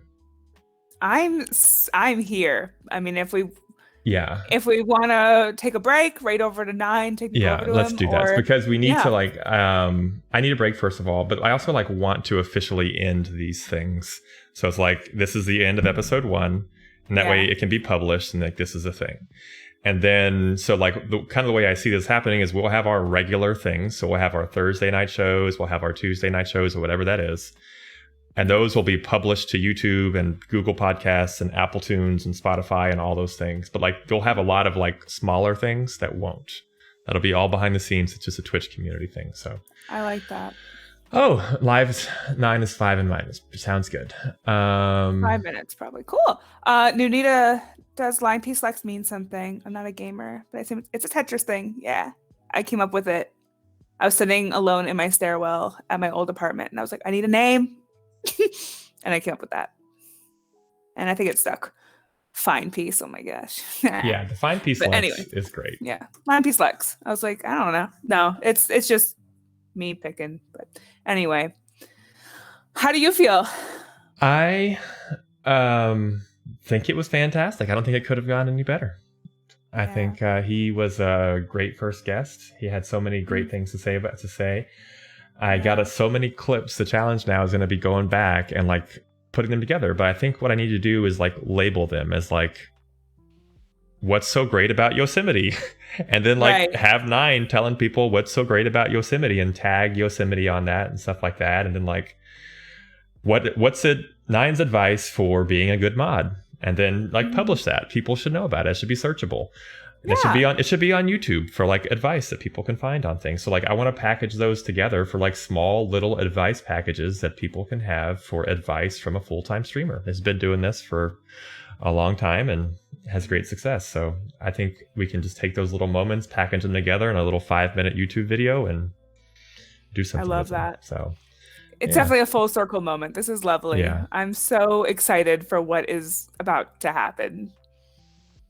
You guys will still be Lex and Daddy to me. I hope so, boss. You'll always be boss to me. Oh, I'd watch you stay. I can see why you admire 9 Lives, Lex. That's my mom. Yeah, he's a good man.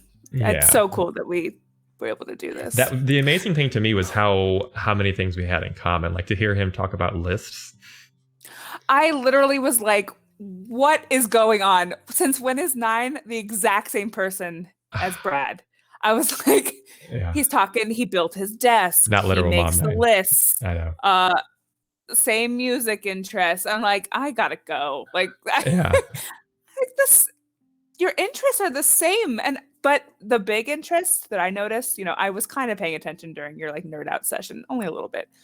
But the genuine curiosity of like how to do something and how to make it better. Yeah. Both of you have that. And it's very interesting. Yeah. Like that doesn't just happen. There's a personality trait there and you both have it. It was very interesting to watch and listen to because I've spoken to you for an average of 5 hours a day for the last 2 weeks. Would you say? I've learned a lot. And it was just interesting to like, they don't need to know there's that, other Lex. people out there like you. It was interesting. It was fascinating. You're a rare breed. 5 hours a day seems excessive. I hope I'm not bugging you for 5 hours a day. I would. Should I go back? There's good mornings and there's good nights and in between. Tell me, right? It just sounds kind of weird. We're pretty much besties now, man. But look at Yak. Awkward for him. Oh man. Yeah, you know what? Funny. Kind of are. I love Mets. ABC, Alexa, Brad, and Kat. Wait, what was it? Oh God. Mets. ABC and Kat. Oh, Nanita, I'm a lot of things. I'm a developer. I used to be. You've done a lot of things. Developer, teacher, Uber driver, grocery man, telemarketer. What else? Support rep, streamer, talk show host, lots of stuff. Nice to meet you. And your daughter is amazing. Her and Daddy did amazing. Okay, was that your actual mom? Thanks, Lex? 9. Was that your My actual mom's in mom? here. Yeah, like my actual one. Your actual That's mom. really cool. Not a game dev. Awesome. No, like so I did Delphi was my programming language, which is basically like a Windows. You can make like EXEs to create things. So basically what I would do was create applications that would be used internally by employees. So like write to the database, read from the database, that kind of stuff. You know Delphi? Oh, it's basically like Pascal. Nice. But that was a long time ago. That was about 10 years ago. So I haven't done that since, more than that. 2008 was the last time I was a full-time software developer. You wore a bunch of hats. Oh yeah.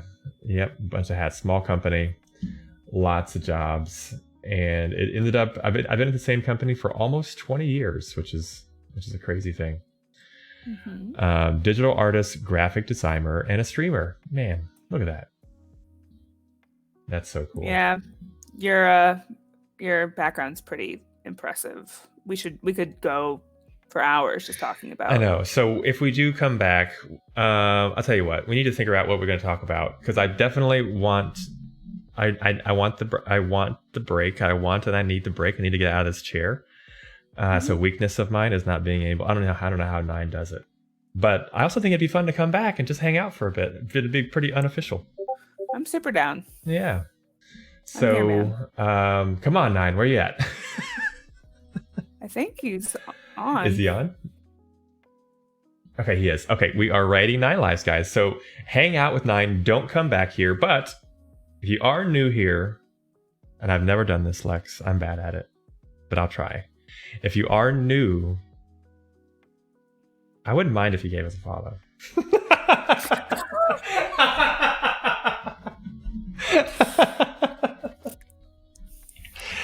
You know, that was an improvement. We're pretty I'll new. take it. We're pretty new.